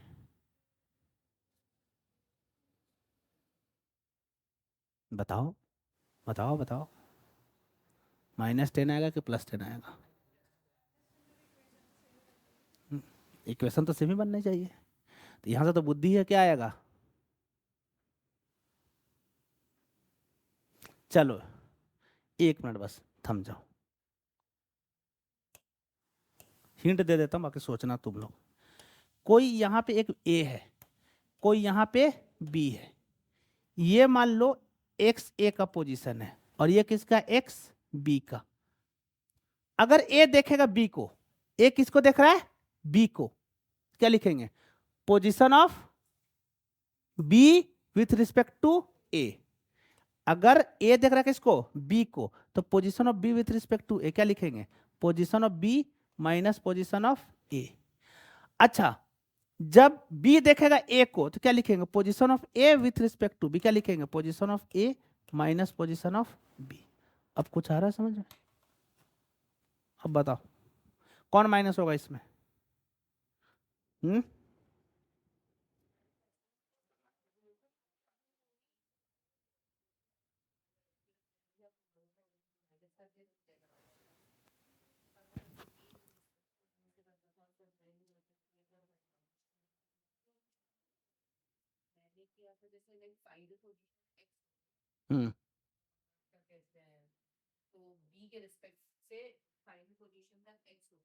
हम्म, हम्म, हम्म।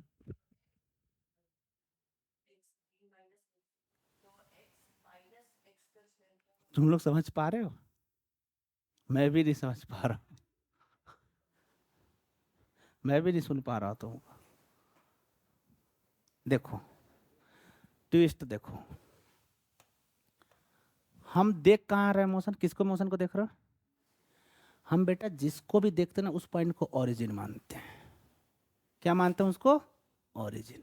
हम मोशन किसका देख रहे हैं, बी का। किसको देख रहे हैं, बी का। तो अगर ये ओरिजिन हो गया तो ये ओरिजिन से इधर क्या हो जाएगा, क्या हो जाएगा, माइनस। अब एक चीज बता देता हूं कि रिलेटिव में कुछ चीजें नहीं चेंज होती है, जैसे कि distance between the two person, वो हमेशा क्या रहेगा, सेम। अच्छा एक बात बताओ, मान लो सौर्य और त्रिषा के बीच में डिस्टेंस देखना है, मैं देखूंगा या फिर वो देखे, क्या बदल जाएगा या सेम रहेगा? मेरे रिस्पेक्ट में इन दोनों का डिस्टेंस क्या है, मान लो 1 मीटर, तो उसके रिस्पेक्ट में क्या होगा, 1 मीटर। तुम्हारे रिस्पेक्ट में क्या होगा, 1 मीटर। तो यहाँ पे बदलेगा चीजें नहीं। समझ में आया? बस एक बात, सबसे गोल्डन रूल क्या था कि तुम जिस पॉइंट को अपना रेफरेंस पॉइंट मान रहे हो वो क्या बन जाएगा, ओरिजिन। और ओरिजिन से लेफ्ट में क्या होगा, माइनस, और राइट में क्या होगा, प्लस। कहानी खत्म। ठीक है। अगर तुम इसी इक्वेशन में तुम velocity of B with respect to A देखा, अगर तुम velocity of A with respect to B देखते तो ये क्या कहला जाता? ओरिजिन। तो अब यहां पे डिस्प्लेसमेंट क्या होता है? प्लस। तो अगर जैसे ये प्लस आता तो ये अपने आप क्या जाता? -1, और ये क्या जाता? +4। क्लियर है? चलो जाओ, बट इसको ना अब सॉल्व करना। अगर तुमने इसको ग्रुप पे ले जाकर